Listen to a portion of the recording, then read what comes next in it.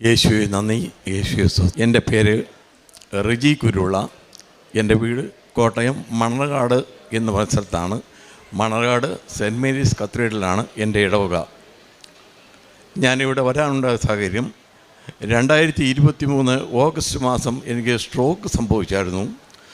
സ്ട്രോക്കിന് ശേഷം ഒരു 1.5 മാസത്തോളം എനിക്ക് നടക്കാൻ വയ്യാത്തൊരു അവസ്ഥയിലായിരുന്നു.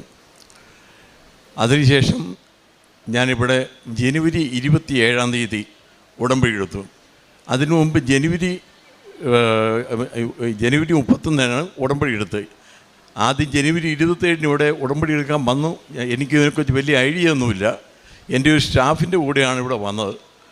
അപ്പോൾ ഇവിടെ വന്ന് ഉച്ച കഴിഞ്ഞപ്പോഴത്തേക്ക് ഉടമ്പടി എടുത്ത് കഴിയുമ്പോഴത്തേക്കും അത് വൈകിട്ട് 7 മണിയൊക്കെ ആകുമ്പോഴത്തേക്ക് തീരുവുള്ളൂ എന്നുള്ള ഇവിടെ എല്ലാവരും പറഞ്ഞു കേട്ടപ്പോൾ ഞാൻ അവനോട് പറഞ്ഞു, എടാ അത് ശരിയാകത്തില്ല, തിരിച്ച് മണർകാട് വരെ ചെല്ലാൻ എനിക്ക് വണ്ടി ഓടിക്കാൻ ബുദ്ധിമുട്ടാവും. അങ്ങനെ അത് ക്യാൻസൽ ചെയ്തിട്ട് വീണ്ടും ജനുവരി 31 ഞാൻ ഒറ്റയ്ക്ക് 31 വരാനുള്ള കാരണം വെച്ചാൽ 27 വീട്ടിൽ ചെന്ന് കിടന്നിട്ട് എനിക്ക് യാതൊരു വിധത്തിലും കിടക്കാൻ പറ്റുന്നില്ല. എന്തോ ചങ്കിനകത്തൊക്കെ വലിയ വിഷമം പോലെ, എന്തോ ഒരു പ്രയാസം പോലെ. അങ്ങനെ ജനുവരി 31 വെളുപ്പിനെ വൈഫിനോട് ഞാൻ പറഞ്ഞു, ഞാൻ കൃപാസനത്തിൽ പോവുക. അങ്ങനെ ഞാൻ ഒറ്റയ്ക്ക് സ്കൂട്ടർ ഓടിച്ചുകൊണ്ട്, അന്ന് ഞാൻ ഒറ്റയ്ക്കാണ് സ്കൂട്ടർ ഓടിച്ച് ഇവിടെ വന്നു. ഇവിടെ വന്നപ്പം ആ സമയത്തെ വേനലിൻ്റെ കാര്യം നിങ്ങൾക്കറിയാമല്ലോ, ഭയങ്കരമായ ചൂടല്ലേ. ഇവിടെ വന്ന് ഈ താഴെ വന്ന് ഞാൻ നിന്ന് നോക്കുമ്പോഴത്തേക്ക് ടോക്കണൊക്കെ എടുത്തു. 2ാമത്തെ നിലയെന്ന് പറഞ്ഞപ്പോഴത്തേക്ക് തന്നെ ഞാൻ ആകെ പെട്ടുപോയി. മറ്റൊന്നുമല്ല, എനിക്ക് നേരെ നടക്കാൻ പറ്റില്ല. വലത്ത് സൈഡാണ് സ്ട്രോക്ക് വന്നിട്ട് എഫക്റ്റ് ആയത്. അപ്പം എങ്ങനെ ഇതിന് മേളിൽ ചെല്ലും എന്ന് ഞാൻ എൻ്റെ അമ്മയെ എങ്ങനെ എൻ്റെ മേളിൽ ചെല്ലും, ഞാൻ ഇവിടെ വരെ വന്നതല്ലേ. അതേ സമയത്ത് ഏതോ ഒരു പെൺകൊച്ച്, ഇന്നും എനിക്കറിയത്തില്ല, ഒരു പെൺകൊച്ച് വന്ന് എൻ്റെ കയ്യെ, ഒരു ഡിഗ്രിക്ക് പിടിക്കുന്ന ആ അത്തരം പ്രായമുണ്ട്, ഒരു കൊച്ചു വന്ന് എൻ്റെ കയ്യെ പിടിച്ച് നേരെ 2ാമത്തെ വരെ കൊണ്ടുപോയി. പക്ഷേ ആ സമയത്ത് എന്ന് പറഞ്ഞാൽ എല്ലാവർക്കും അറിയാമല്ലോ, ഭയങ്കര ചൂടിൻ്റെ സമയമാണ്. പക്ഷേ എൻ്റെ ദേഹത്തിനൊരു തുള്ളി വിയർപ്പ് പോലും വന്നില്ല. അതാണ് എനിക്ക് അതിശയമായത്. അന്നേരം ഒന്നും എൻ്റെ മൈൻഡിലോട്ട് ഇങ്ങനൊരു കാര്യം വരുന്നില്ല. ഉടമ്പടി എന്നുള്ള ചിന്ത മാത്രമേ ഉള്ളൂ. എന്നെ കൂട്ടിക്കൊണ്ട് 2ാമത്തെ നിലയിൽ പോയി ക്ലാസ്സുകളെല്ലാം കഴിഞ്ഞ് ഇതെല്ലാം കഴിഞ്ഞ് ഞാൻ തിരിച്ചിറങ്ങി വരുമ്പോൾ വീണ്ടും ഇത് അവിടെ നിൽപ്പുണ്ട്, എന്നെ വെയിറ്റ് ചെയ്ത് നിൽക്കുക. അത് കഴിഞ്ഞ് 1ാമത്തെ വന്ന് സീൽ ചെയ്യിക്കുക വേണ്ടേ. അങ്ങനെ വീണ്ടും എന്നെ പിടിച്ച് 1ാമത്തെ നിലയിൽ കൊണ്ടുവന്ന് ആദ്യം 1ാമത്തെ നമ്പറിൽ തന്നെ എന്നെ സീൽ ചെയ്യിച്ച് അവിടുന്ന് തന്നെ തിരിച്ച് താഴെ കൊണ്ടുവന്ന് നമ്മൾ വാതിക്കെ ചെന്നിട്ട് പ്രദക്ഷിണമുണ്ടല്ലോ, അവിടെ കയറാനായിട്ട് നിൽക്കുക. അപ്പം അവിടെ ചെന്ന് നിന്ന് പറഞ്ഞാൽ എൻ്റെ കാലിൽ എന്നൊരു പൂട്ടുള്ള ഒരു സൈസ് ചെരുപ്പാണ് കിടക്കുന്നത്, അതെനിക്കിടാൻ പറ്റുള്ളൂ. ആ ചെരുപ്പ് വരെ ഈ കൊച്ചാണ് ഊരിയത്. ഊരിയിട്ട് പറഞ്ഞ് അങ്ങോട്ട് പറഞ്ഞ ചേട്ടൻ കയറിക്കോ. ഞാൻ പറഞ്ഞ മോളെ ഒരു കാര്യം ചെയ്യും, എൻ്റെ ടോക്കൺ വെച്ച് മോള് കയറിക്കോ, കാരണം അവിടെ ഹാൻഡ് റൈൽ ഇല്ലാത്തതുകൊണ്ട് എനിക്ക് പിടിച്ച് കയറാൻ ബുദ്ധിമുട്ടാണല്ലോ. അപ്പം പറഞ്ഞു, അയ്യോ ചേട്ടാ അത് വേണ്ട, അത് അങ്ങനെ പറ്റിയില്ല, ചേട്ടൻ തന്നെ കയറണം എന്ന് പറഞ്ഞു. ഞാൻ ഉടനെ എങ്ങനെ കയറി, ഞാൻ പിന്നെ രണ്ടും കൽപ്പിച്ച് ഞാൻ അങ്ങ് കയറി. അറിയാതെ മേടിച്ചപ്പം ഞാൻ ചെന്ന പാടെ മേളിൽ സിസ്റ്റർ എന്നെ കണ്ടപ്പോഴേ മനസ്സിലായി എന്തോ പന്തികേടുണ്ടെന്ന്. ഉടനെ ഒരു സൈഡിലോട്ട് മാറ്റി നിർത്തി. തിരിച്ച് അവിടുത്തെ പ്രാർത്ഥനയൊക്കെ തിരിച്ച് താഴെ പ്രദക്ഷിണത്തിന് ഇറങ്ങുമ്പോഴത്തേക്കും വീണ്ടും ഈ കൊച്ചി താഴെയുണ്ട്, താഴെ നിൽക്കുക, എന്നെ വെയിറ്റ് ചെയ്യുക. അപ്പോൾ എന്നോട് പറഞ്ഞു, ചേട്ടൻ്റെ ചെരുപ്പ് ഞാൻ അവിടെ നിന്ന് എടുത്തും അങ്ങേറ്റത്തെ പില്ലറിന് അവിടെ ഇട്ടിട്ടുണ്ട് എന്ന് പറഞ്ഞു. അപ്പം ഞാൻ എന്നെ കാണിക്കുകയും ചെയ്തു. ഞാൻ പറഞ്ഞു ഓക്കെ എന്നെല്ലാം പറഞ്ഞ് ഞാൻ പിന്നെ നമുക്കിപ്പോൾ ഈ ഒരു വിചാരമേ ഉടമ്പടി എങ്ങനെയാണ് ഇതിൻ്റെ പരിപാടി ബാക്കിയെല്ലാം തീർക്കേണ്ട എന്നുള്ള വിധത്തിൽ ഭയങ്കര ഹാപ്പിയായിട്ട് ഈ പ്രദക്ഷിണത്തിലാൻ കൂടി. ഇതിൻ്റെ ഇവിടുത്തെ ഉടമ്പടി പരിപാടി എല്ലാം കഴിഞ്ഞതിന് ശേഷം എനിക്ക് പണ്ട് തൊട്ടുള്ള സ്വഭാവമാണ്, ആരെങ്കിലും എന്തെങ്കിലും ചെറിയ ഉപകാരം ചെയ്താലും അവരുടെ താങ്ക്സ്, ഒരു നന്ദി പറയാമെന്നുള്ളത്. പക്ഷേ ഇതിൻ്റെ പേര് ചോദിക്കാനോ ഇതിൻ്റെ നാട് എവിടെയാണോ എവിടെയാണ് വീട് ഇതൊന്നും എനിക്ക് ചോദിക്കാൻ പറ്റിയില്ല. എനിക്ക് അത് വലിയ വിഷമായി പോയി. ഞാൻ ഈ മേലത്തെ ഞാൻ ഇവിടെ മുഴുവൻ തപ്പി നടന്നു, അതിനെ കണ്ടില്ല. അപ്പോൾ ആ ഒരു നിരാശ മാത്രം എനിക്ക് ഭയങ്കരമായിട്ട് മനസ്സിലുണ്ടായിരുന്നു. അത് കഴിഞ്ഞ് ഞാൻ തിരിച്ച് വീട്ടിൽ ചെന്ന് കാര്യങ്ങളെല്ലാം പറഞ്ഞെല്ലാം കഴിഞ്ഞാണ് പതിവ് പോലെ തന്നെ സന്ധ്യ പ്രാർത്ഥനയുണ്ട്. അത് കഴിഞ്ഞ് വെളിപ്പെടുത്തിയ പ്രത്യക്ഷ പ്രാർത്ഥന ഇതെല്ലാം സ്ഥിരമായിട്ട് ചെയ്യുന്നുണ്ട്. ഫെബ്രുവരി 7 അതായത് 2024 ഫെബ്രുവരി 7 വെളിപ്പെടുത്തിയ പ്രാർത്ഥന കഴിഞ്ഞപ്പോഴത്തേക്കും ഏകദേശം ഒരു 6:15 ആയി കാലത്തെ പ്രത്യക്ഷ പ്രാർത്ഥന കഴിയുമ്പോൾ. പിന്നെ ഞാൻ അവിടുത്തെ വേനലിന് എന്നാൽ തിരിച്ച് കിടക്കാം. അപ്പോഴത്തെ വേനലിൻ്റെ കാര്യം പ്രത്യേകിച്ച് പറയണ്ടല്ലോ, പുല്ലുപോലും കരിഞ്ഞിരിക്കുന്ന സമയം. ആ സമയം ഞാൻ തിരിച്ച് കയറി കിടന്നു. അപ്പം വൈഫ് പുറത്ത് വശമൊക്കെ തൂത്ത് വരാനായിട്ടൊക്കെ പോയി. കുറച്ച് കഴിഞ്ഞപ്പോഴത്തേക്കാണ് എനിക്ക് അതിഭയങ്കരമായി ജീവിതത്തിൽ ഇന്നേ വരെ അതുപോലത്തെ ഒരു സുഗന്ധം എനിക്ക് കിട്ടിയിട്ടില്ല, മുല്ലപ്പൂവിൻ്റെ സുഗന്ധം. ഞാൻ പെട്ടെന്ന് വൈഫിനെ വിളിച്ചു. വൈഫ് ഓർത്ത് എനിക്ക് എന്തെങ്കിലും മേലായിയാണെന്ന് ഓർത്ത് തിരിച്ച് കയറി വന്നു. എന്നെ പറ്റി? ഞാൻ പറഞ്ഞു, എന്തെങ്കിലും സ്മെല്ല് വരുന്നുണ്ടോ? അപ്പോൾ ഇല്ല. ഞാൻ പറഞ്ഞ് ഉണ്ട്. അപ്പോഴൊന്നും എനിക്ക് ഇതിനെക്കുറിച്ച് ഒരു ഐഡിയയും ഇല്ല, ഇങ്ങനെയൊക്കെ സംഭവം ഉണ്ടെന്നുള്ളതൊന്നും. അപ്പം ഞാൻ പറഞ്ഞു, എനിക്ക് ഭയങ്കരമായിട്ട് മുല്ലപ്പൂവിൻ്റെ സുഗന്ധം വരുന്നുണ്ട്. 1 മിനിറ്റ് നേരത്തേക്ക് ഉള്ളായിരുന്നു. അപ്പം ഇല്ല, ഞങ്ങൾക്ക് ആർക്കും ഇല്ല എന്നും പറഞ്ഞ് ഇവളങ്ങ് തിരിച്ചു പോയി. ഞാനത് കഴിഞ്ഞ് പിന്നെയാണ് ഈ കൃപാസനത്തിൻ്റെ സാക്ഷ്യങ്ങളൊക്കെ എടുക്കാനായിട്ട് ശ്രമിക്കുന്നുണ്ട്. ഞാൻ അവിടെ നിന്ന് ഇനി ഇവിളി ബാത്റൂമും എല്ലാം ലോഷൻ ഇട്ട് കഴിയുന്നതാണോ എന്നൊരു വിചാരത്തിൽ ഞാൻ ചോദിച്ചോളൂ. അപ്പോൾ അവൾ പറഞ്ഞ് ലോഷൻ തീർന്നിട്ട് 1.5 ആഴ്ചയായി. മാത്രമല്ല, ഞാൻ മേടിച്ചുകൊണ്ട് വരുന്ന നാരങ്ങയുടെ ലോഷൻ മാത്രമേ ഞാൻ മേടിക്കുള്ളൂ, അതെനിക്കും അറിയാം ശരിയാണല്ലോ എന്ന് നോക്കുള്ളൂ. അത് കഴിച്ചപ്പോഴത്തേക്കാണ് ഈ സാക്ഷ്യത്തിനകത്ത് ദൈവത്തെ ആദ്യം തന്നെ എനിക്ക് കിട്ടുന്നത് ഈ ഒരു സാക്ഷ്യത്തിൽ പറയുന്നത് മുല്ലപ്പൂവിൻ്റെ സുഗന്ധം. അതിൻ്റെ കാര്യം പറയുന്നുണ്ട്. അമ്മയുടെ സാന്നിധ്യം ഉടനൊക്കെ മാത്രമേ അവിടെ വരൂ എന്ന് പറഞ്ഞപ്പോഴേക്ക് സത്യം പറഞ്ഞ ഈ സന്തോഷം കൊണ്ട് ഞാൻ വല്ലാതെയായിപ്പോയി. പെട്ടെന്ന് തന്നെ ഞാൻ വീണ്ടും അവളെ വിളിച്ചു, എടി അമ്മ ഇവിടെ വന്നിട്ടുണ്ട്, അമ്മ ഉണ്ട് ഇവിടെ. അങ്ങനെ ഒരു വല്ലാത്തൊരു അനുഭവം. അത് കഴിഞ്ഞ് ഞാൻ അവിടെ പറഞ്ഞു, എൻ്റെ ഫാദർ മരിച്ചിട്ട് ഇപ്പം ഈ ഡിസംബർ 31 ആകുമ്പോഴത്തേക്കേ 1 കൊല്ലമാവുള്ളൂ. ഞാൻ നേരം പറഞ്ഞു, ഇനി നമ്മുടെ ചാച്ചൻ കുഴിയിൽ എഴുന്നേറ്റിച്ച് വന്ന ചെന്നോട് പറയാം, നിനക്ക് തോന്നുകയാണെന്ന് പറഞ്ഞാലും ഞാൻ സമ്മതിക്കുകയില്ല. കാരണം ഈ ലോകത്ത് ഇനി ആര് പറഞ്ഞാലും ഞാൻ സമ്മതിക്കുകയില്ല. കാരണം അനുഭവിച്ച സുഗന്ധം അനുഭവിച്ച് ഞാനാണ്. അതുകൊണ്ടാണ് ഞാൻ പറഞ്ഞത്. അന്ന് മുതലേക്ക് അടിയുറച്ച ഒരു വിശ്വാസം, അന്ന് മുതൽ ഇന്ന് വരെ, അതായത് 2024 ജനുവരി 31 തൊട്ട് ഇന്ന് ഈ ദിവസം വരെ എല്ലാ ആഴ്ചയിലും എൻ്റെ വീടുകാരും മണലാടെന്ന് പറഞ്ഞാൽ ഞാൻ ഒറ്റയ്ക്ക് സ്കൂട്ടറെ അവിടുന്ന് ഞാൻ ഇവിടെ വരെ വരും. ഇവിടെ എല്ലാ ആഴ്ചയിലും ഇവിടെ വന്ന് കുർബാനയിൽ പങ്കെടുക്കും, കുർബാന സ്വീകരിക്കും എല്ലാ ആഴ്ചയിലും. പിന്നെ പ്രാർത്ഥനാ ജീവിതം നല്ല രീതിക്ക് എനിക്ക് പ്രാർത്ഥിക്കാൻ പറ്റുന്നുണ്ട്. എൻ്റെ പഴയ സ്വഭാവങ്ങളെല്ലാം പെട്ടെന്ന് ചൂടാകുന്നൊരു സ്വഭാവമൊക്കെ ഉണ്ട്, അതെല്ലാം അങ്ങ് മാറി. കൂടാതെ എനിക്ക് ഭവനമില്ലായിരുന്നു. ആ ഭവനത്തിൻ്റെ പണി ഇവിടെ ഉടമ്പടി എടുത്തതിന് ശേഷം ജനുവരിയിൽ ഉടമ്പടി എടുത്തു, ജനുവരി 30 ഉടമ്പടി എടുത്തു. ഏപ്രിൽ മാസം ഞാൻ എൻ്റെ ഭവനത്തിൻ്റെ പണി ആരംഭിക്കാൻ എനിക്ക് അമ്മമാതാവാദിനുള്ള സാഹചര്യം എനിക്ക് ഒരുക്കി തന്നു. ഞാൻ ഇവിടെ വരുമ്പോഴത്തേക്കും എനിക്ക് ഇതുപോലെയൊന്നും സംസാരിക്കാനോ ഇതുപോലെ നടക്കാനോ ഒന്നും പറ്റില്ലായിരുന്നു. പ്രത്യേകിച്ച് ബഹുമാനപ്പെട്ട ജോസഫത്തിന് എൻ്റെ തലയ്ക്ക് കൈവച്ച് പ്രാർത്ഥിക്കുന്ന അന്ന് ഈ സ്റ്റെപ്പിൽ ഞാൻ വീണത് അച്ഛൻ തന്നെയാണ് എൻ്റെ കൈ കയറിപ്പെടുത്തിയത്. ഞാൻ ഇന്നും ഓർക്കുന്നു. അതേ രീതിയിൽ നിന്ന് ഞാൻ ഇപ്പം ഇത്രയും നിങ്ങൾക്കെല്ലാം മനസ്സിലാവുമെന്ന് തോന്നുന്നു. എങ്കിലും ഇതിൻ്റെ പകുതിയുടെ പകുതി പോലും സംസാരിക്കുകയായിരുന്നു. ഇതെല്ലാം അമ്മ മാതാവിൻ്റെ അനുഗ്രഹം കൊണ്ട് മാത്രമാണെന്ന് ഞാൻ ഇപ്പോഴും ഉറച്ചു വിശ്വസിക്കുന്നു. പിന്നെ അതുകൂടാതെ കാരുണ്യപ്പെടുത്തിയത് ഞാനിവിടെ കോട്ടയം മെഡിക്കൽ കോളേജ് ക്യാൻസർ സെൻ്ററിൽ ഒരു പ്രാവശ്യം ഞാനിവിടുന്ന് കുർബാന കഴിഞ്ഞ് ഇവിടുന്ന് പോകുമ്പോഴത്തേക്കും എനിക്ക് മനസ്സിലൊക്കെ തോന്നി, ആരോടും പറഞ്ഞില്ല, ഞാൻ നേരെ അങ്ങോട്ട് പോയി. ക്യാൻസർ വാർഡ് എവിടെയാണ് എന്തൊന്നും എനിക്കറിയത്തില്ല. അപ്പോൾ പോകുമ്പോഴത്തേക്കും ചുമ്മാ പോകാൻ പറ്റുകയല്ലോ. എന്നാൽ എല്ലാവർക്കും ഇച്ചിരി ബിസ്ക്കറ്റോ എന്തെങ്കിലും പത്രം ഇവിടുന്ന് മേടിച്ചിട്ടുണ്ട്, അതും കൊടുക്കാമെന്നൊരു പ്ലാനിൽ പോയി ഏതായാലും അവിടെ ചെന്ന് തപ്പിപ്പിടിച്ച്. അപ്പോൾ അവിടെ വൈകുന്നേരം കയറ്റുള്ളൂ. എൻ്റെ ഒരു സുഹൃത്തിൻ്റെ ഇരിക്കുന്നതാണ് ഞാൻ ബിസ്ക്കറ്റൊക്കെ മേടിച്ചത്. അപ്പോൾ അവിടെ ചെന്ന് അവൻ പറഞ്ഞ് വൈകുന്നേരം കയറ്റി വിടുള്ളൂ എന്ന് തോന്നുന്നു, എങ്കിലും ചെന്ന് നോക്കുന്നു. അവിടെ ചെന്നപ്പോൾ അവിടെ ഭയങ്കര ആളാണ്, ആരെയും കയറ്റി വിടുന്നില്ല. എങ്ങനെയോ ഒരു നേഴ്സ് വന്നിട്ട് എന്നെ നോക്കി ചുമ്മാ ചിരിച്ചു, ഞാനും ചിരിച്ചു. അപ്പം ഞാൻ പെട്ടെന്ന് നമ്മളോട് ചോദിച്ചു, ഇന്ന പോലെയാണ്, എനിക്ക് ഒന്ന് വിസിറ്റ് ചെയ്യാനാണ്. അതിന് ചേട്ടാ കയറി പോരാൻ പറഞ്ഞു. അപ്പോൾ ബാക്കിയുള്ളവരെല്ലാം എന്നെ ഒരുമാതിരി വല്ലാതെ നോക്കുക, കാരണം ഇവരായിട്ട് എന്തോ പിടിപാടുള്ള പാർട്ടിയാണല്ലോ എന്ന രീതിയായിരിക്കും. ഏതായാലും എല്ലാവർക്കും കറക്റ്റായിട്ട് എൻ്റെ കൂട്ടുകാരൻ തന്ന ആ 30 പാക്കറ്റും ആ 30 ബെഡുണ്ടായിരുന്ന 30 ബെഡ് എല്ലാവർക്കും കൊടുക്കാനും പറ്റി. പക്ഷേ പത്രം മാത്രം എനിക്ക് തികഞ്ഞില്ല അവിടെ കൊടുക്കാണ്ട്. ഓരോരുത്തർ പിടിച്ച് മേടിച്ചുകൊണ്ട് പോവുകയാണ്. പിന്നെ പ്രത്യേകിച്ച് പ്രേക്ഷകപ്പെടുത്തണം ഈ പറഞ്ഞ പോലെ എല്ലാ ആഴ്ചയും ഞാനിവിടുന്ന് പത്രം കൊണ്ടുപോകും. പത്രം മേടിക്കുന്നവർ കൂടുതൽ ആൾക്കാരും പത്രം മേടിച്ച് നെഞ്ചത്തോട്ട് ചേർത്ത് വെച്ചിട്ടാണ് മേടിക്കുന്നത്. അതിലെനിക്ക് വളരെ സന്തോഷമുണ്ട്. കാരണം എല്ലാവരും ആകാംക്ഷയോടെ കാത്തിരിക്കുകയാണ് ഈ പത്രം കിട്ടാണ്ട്. പിന്നെ ഇതുപോലെ മണനാട് പള്ളിയുടെ അടുത്ത് തന്നെ ഒരു OIG, ഈ OIG ഇത്രയും വലിയ കേസാണെന്ന് എനിക്കറിയത്തില്ല കേട്ടോ. അവിടെ കൊണ്ടുവന്ന് ഇത് പെട്ടെന്ന് തീരുന്നു. ഇവർക്കെല്ലാവർക്കും ഭയങ്കര അത്യാവശ്യമാണ് കൃപാസനത്തിൻ്റെ പത്രം. ഇതുവരെ ചെയ്ത എല്ലാ അനുഗ്രഹങ്ങൾക്കും ദൈവമാതാവിനും തിരുക്കുമാരനും 1000 നന്ദി. മർക്കോസിൻ്റെ വിശുദ്ധ സുവിശേഷം 1:44 കുഷ്ഠരോഗിയെ സുഖപ്പെടുത്തുന്ന ഈശോ മോശയുടെ കൽപ്പനയനുസരിച്ച് ശുദ്ധീകരണ കാഴ്ചകൾ സമർപ്പിക്കുക എന്ന് പറഞ്ഞ് ആ വ്യക്തിയോട് പറയുന്നതും തുടർന്നുള്ള തിരുവചന ഭാഗവുമൊക്കെ നമുക്ക് സുപരിചിതമാണ്.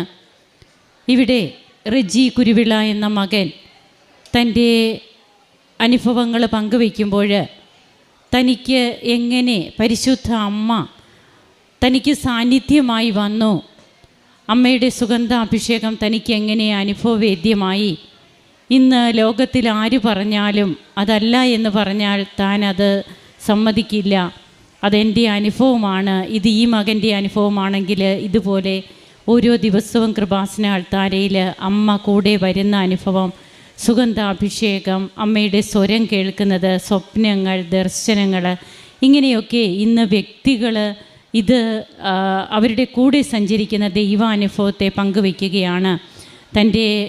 തനിക്ക് സ്ട്രോക്ക് വന്നതിന് ശേഷം തനിക്ക് കാലിന് ബലമില്ലായിരുന്നു. ഇവിടെ വന്ന് നേർച്ച വസ്തുക്കൾ ഉപയോഗിച്ചതിന് ശേഷം മാത്രം തനിക്ക് പൂർവാധികം ആരോഗ്യവാനായിട്ട് തനിക്കിന്ന് തൻ്റെ കാര്യങ്ങളൊക്കെ ചെയ്യാൻ സാധിക്കുന്നു. സംസാരം പൂർണ്ണമായും വ്യക്തമല്ലായിരുന്നു, എന്നാൽ ഇന്നിപ്പോൾ അദ്ദേഹം സംസാരിച്ചത് നാമും കേട്ടതാണ്, നമുക്കും വ്യക്തമാണ് അദ്ദേഹത്തിൻ്റെ സംസാരം. അപ്പോൾ ഇതൊക്കെ തനിക്ക് കിട്ടിയ കൃപകളും തൻ്റെ ഭവനം പണി തുടങ്ങുവാൻ സാധിച്ചു. അത് മുടങ്ങിക്കിടന്ന് ഒരു പണിയായിരുന്നെങ്കിൽ അത് തുടങ്ങുവാൻ തനിക്ക് സാധിച്ചു.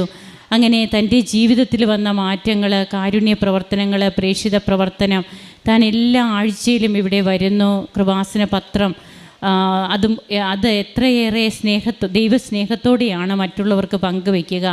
അപ്പോൾ ജനങ്ങൾക്ക് സാക്ഷ്യത്തിനായി ശുദ്ധീകരണ കാഴ്ചകൾ സമർപ്പിക്കുക എന്ന് ഈശോ കുഷ്ഠരോഗിയോടാണ് പറഞ്ഞതെങ്കിൽ ഇന്ന് നമ്മോട് ഓരോരുത്തരോടും പറയുന്നുണ്ട്, നിങ്ങൾ എനിക്ക് സാക്ഷികളാകണം.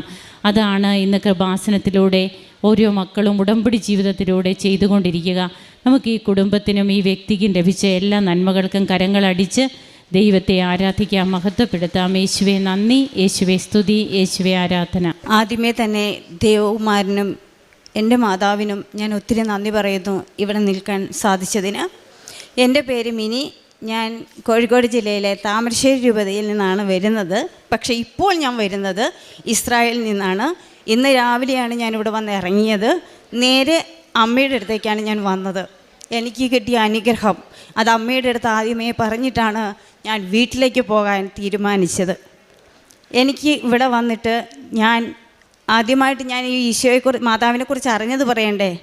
ഞാൻ യൂട്യൂബിൽ വെറുതെ ഇങ്ങനെ നോക്കുന്ന സമയത്ത് ഒരു സാക്ഷ്യം കണ്ടു. അത് ഞാൻ എൻ്റെ മോളോട് പറഞ്ഞു. അപ്പോൾ മോള് പറഞ്ഞു, നമുക്കൊന്ന് മാതാവിൻ്റെ അടുത്ത് പോയാലോ. അപ്പോൾ ഞങ്ങളങ്ങനെ കുടുംബസമേതമാണ് ഇവിടെ ആദ്യമേ വന്നു. ഞാൻ ഉടമ്പടി വെച്ചു, പ്രാർത്ഥിച്ചു. എനിക്കൊരു ജോലി വേണമെന്ന് 4ാമത്തെ നിയോഗമായിട്ട് വെച്ചു. ഞാൻ പോയി 2ാമത് പുതുക്കാൻ വന്ന സമയത്ത് ഞാൻ SLC ബുക്കുമായിട്ടാണ് വന്നത്. നിങ്ങൾക്കറിയാം, എനിക്ക് വലിയ പഠിപ്പമൊന്നുമില്ല. പക്ഷേ ഞാൻ മാതാവിനോട് ചോദിച്ചൊരു ചോദ്യമുണ്ട്. ഇവിടെ വന്ന് ഉടമ്പടി എടുത്ത് ഞാൻ അവിടെ നിന്ന് SLC ബുക്ക് തുറന്ന് വെച്ച് പറഞ്ഞു, മാതാവേ, എനിക്ക് ഈ SLC ബുക്ക് വെച്ച് എനിക്കൊരു ഗവൺമെൻറ് ജോലി നിനക്ക് തരാൻ പറ്റുമോ? എൻ്റെ അഹങ്കാരമാണെന്ന് എനിക്കറിയാം, പക്ഷേ എൻ്റെ പ്രാർത്ഥന അമ്മ കേട്ടു. അതിനുശേഷം ഞാൻ ഇസ്രായേലിൽ പോകാനുള്ള വഴിയൊരുക്കി. എൻ്റെ സുഹൃത്ത് വഴിയാണ് എനിക്കത് ഒരുക്കി തന്നത്. അങ്ങനെ ഞാൻ അതിൻ്റെ പേപ്പറുകൾ നീക്കുകയുണ്ടായി. ആ സമയത്ത് എനിക്ക് ഇസ്രായേലിൽ പോകണമെങ്കിൽ എൻ്റെ മാരേജ് സർട്ടിഫിക്കറ്റ്, അതായത് മാരേജ് രജിസ്റ്റർ ചെയ്ത സർട്ടിഫിക്കറ്റിന് ആവശ്യമായിരുന്നു. 10-20 കൊല്ലമായി ഞങ്ങളുടെ കല്യാണം കഴിഞ്ഞിട്ട്. ആ സമയത്ത് ഞാൻ സർട്ടിഫിക്കറ്റിന് വേണ്ടി പഞ്ചായത്തിൽ പോയ സമയത്ത് വലിയൊരു മേശ നിറച്ച് ഈ സർട്ടിഫിക്കറ്റിന് വേണ്ടി കാത്തിരിക്കുന്ന അപേക്ഷ ഫോമുകളാണ്. ഉദ്യോഗസ്ഥൻ എന്നോട് പറഞ്ഞു, ചേച്ചി പെട്ടെന്നൊന്നും നടക്കത്തില്ല. പക്ഷേ ഞാൻ എൻ്റെ അമ്മ മാതാവിനെയും കൊണ്ടാണ് പോയത്. അവിടെ പോയി ഞാൻ ഉപ്പിട്ട് പ്രാർത്ഥിച്ചു, കാശുരൂപം വെച്ച് വിശ്വാസ പ്രമാണം ചൊല്ലി. അങ്ങനെ എനിക്ക് വേണ്ടി ആ ഉദ്യോഗസ്ഥൻ തന്നെ ഒരാഴ്ചയ്ക്കുള്ളിൽ ഹെഡ് ഓഫീസിൽ പോയി തിരിച്ചു വന്ന ആ പേപ്പർ 2-3 ആഴ്ച കൊണ്ട് എനിക്ക് മാരേജ് സർട്ടിഫിക്കറ്റിൻ്റെ പേപ്പർ റെഡിയാക്കി കിട്ടി. ഞാൻ എൻ്റെ അപേക്ഷകളെല്ലാം പെട്ടെന്ന് വെച്ചു, പക്ഷെ ഒന്നും നീങ്ങിയില്ല. അങ്ങനെ ഞാനിവിടെ അച്ഛനെ കാണാൻ ഒരു ഭാഗ്യം എനിക്ക് ലഭിച്ചു. ഞാൻ അച്ഛൻ്റെ ബ്ലെസ്സിങ് വാങ്ങി പ്രാർത്ഥിച്ചു, ഞാൻ പോയി. പിന്നീട് എൻ്റെ ജീവിതത്തിലെ മാറ്റങ്ങൾ ഒരുപാട് പെട്ടെന്നായിരുന്നു. ഞാൻ പോലും അറിയാതെ എൻ്റെ വിസ എത്തി. സാധാരണ എല്ലാവർക്കും വിസ വരുന്നത് എന്തെങ്കിലും പൈസയൊക്കെ കൊടുത്തതിന് ശേഷമാണ്. പക്ഷെ എനിക്ക് വിസ ആദ്യം വന്നു. പൈസയൊന്നും റെഡിയായില്ല. ഒരുപാട് കടങ്ങളുണ്ട്, 10-40 ലക്ഷം രൂപയോളം കടമുണ്ട്. അതങ്ങനെ നിൽക്കുന്നു. ആ സമയത്ത് ഞങ്ങൾക്കൊരു ചിട്ടി ഉണ്ടായിരുന്നു. മാതാവിനോട് പ്രാർത്ഥിച്ചു. മാതാവ് എനിക്ക് ആ ചിട്ടി, അത് പ്രത്യേകതയുണ്ട്. ആ ചിട്ടിക്ക് 1-ാം നമ്പറാണ് എൻ്റെ ചിട്ടി നമ്പർ. 40 വർഷം പഴക്കമുള്ള ഒരു ബാങ്കിലാണ് അന്ന് ഞാൻ ആ ചിട്ടിക്ക് കൂടിയത്. ചിട്ടിയിൽ പൈസ അടച്ചപ്പം ബാങ്കിൽ സ്റ്റാഫ് എന്നോട് പറഞ്ഞു, ചേച്ചി ഒരിക്കലും 1-ാം നമ്പറുകാർക്ക് നറുക്ക് വീടില്ല കേട്ടോ എന്ന്. ആയിക്കോട്ടെ, ഞാൻ എൻ്റെ മാതാവിനെയും കൊണ്ടാണ് പോയത്. അവിടെയും 3-ാമത്തെ മാസം നറുക്ക് വീണു. ചിട്ടി ഞങ്ങൾക്കടിച്ചു. ഞങ്ങളുടെ കുറച്ചൊക്കെ കടബാധ്യതകൾ അങ്ങനെ മാറി. ആ സമയത്താണ് ഇസ്രായേൽ പോകാനുള്ള പേപ്പറുകളും നീങ്ങിക്കൊണ്ടിരിക്കുന്നത്. എൻ്റെ പേപ്പറുകളെല്ലാം വളരെ ഫാസ്റ്റായിട്ട് നീങ്ങി. ഞാൻ വിസ വന്നു, ഒരാഴ്ചയ്ക്കുള്ളിൽ തന്നെ കയറണമെന്നോ വന്നു. അങ്ങനെ ഞാൻ ബോംബെക്ക് പോയി. ബോംബെയിൽ ക്ലാസ്സിൽ അറ്റൻഡ് ചെയ്തു. അവിടെയും മാതാവ് എനിക്ക് മുമ്പേ പോയി. എനിക്ക് ഭാഷകൾ അറിയില്ല, എന്താണ് പറയേണ്ടതെന്നറിയില്ല. അവിടെ ഞാൻ മാതാവിനെ പറഞ്ഞു വിട്ടു. മാതാവിനോട് പറഞ്ഞു, മാതാവേ എനിക്ക് മുമ്പേ നീ പോണം, എന്നിട്ട് അവിടെ പോയി ഇരുന്ന് നീ സംസാരിക്കണം എനിക്ക് വേണ്ടി.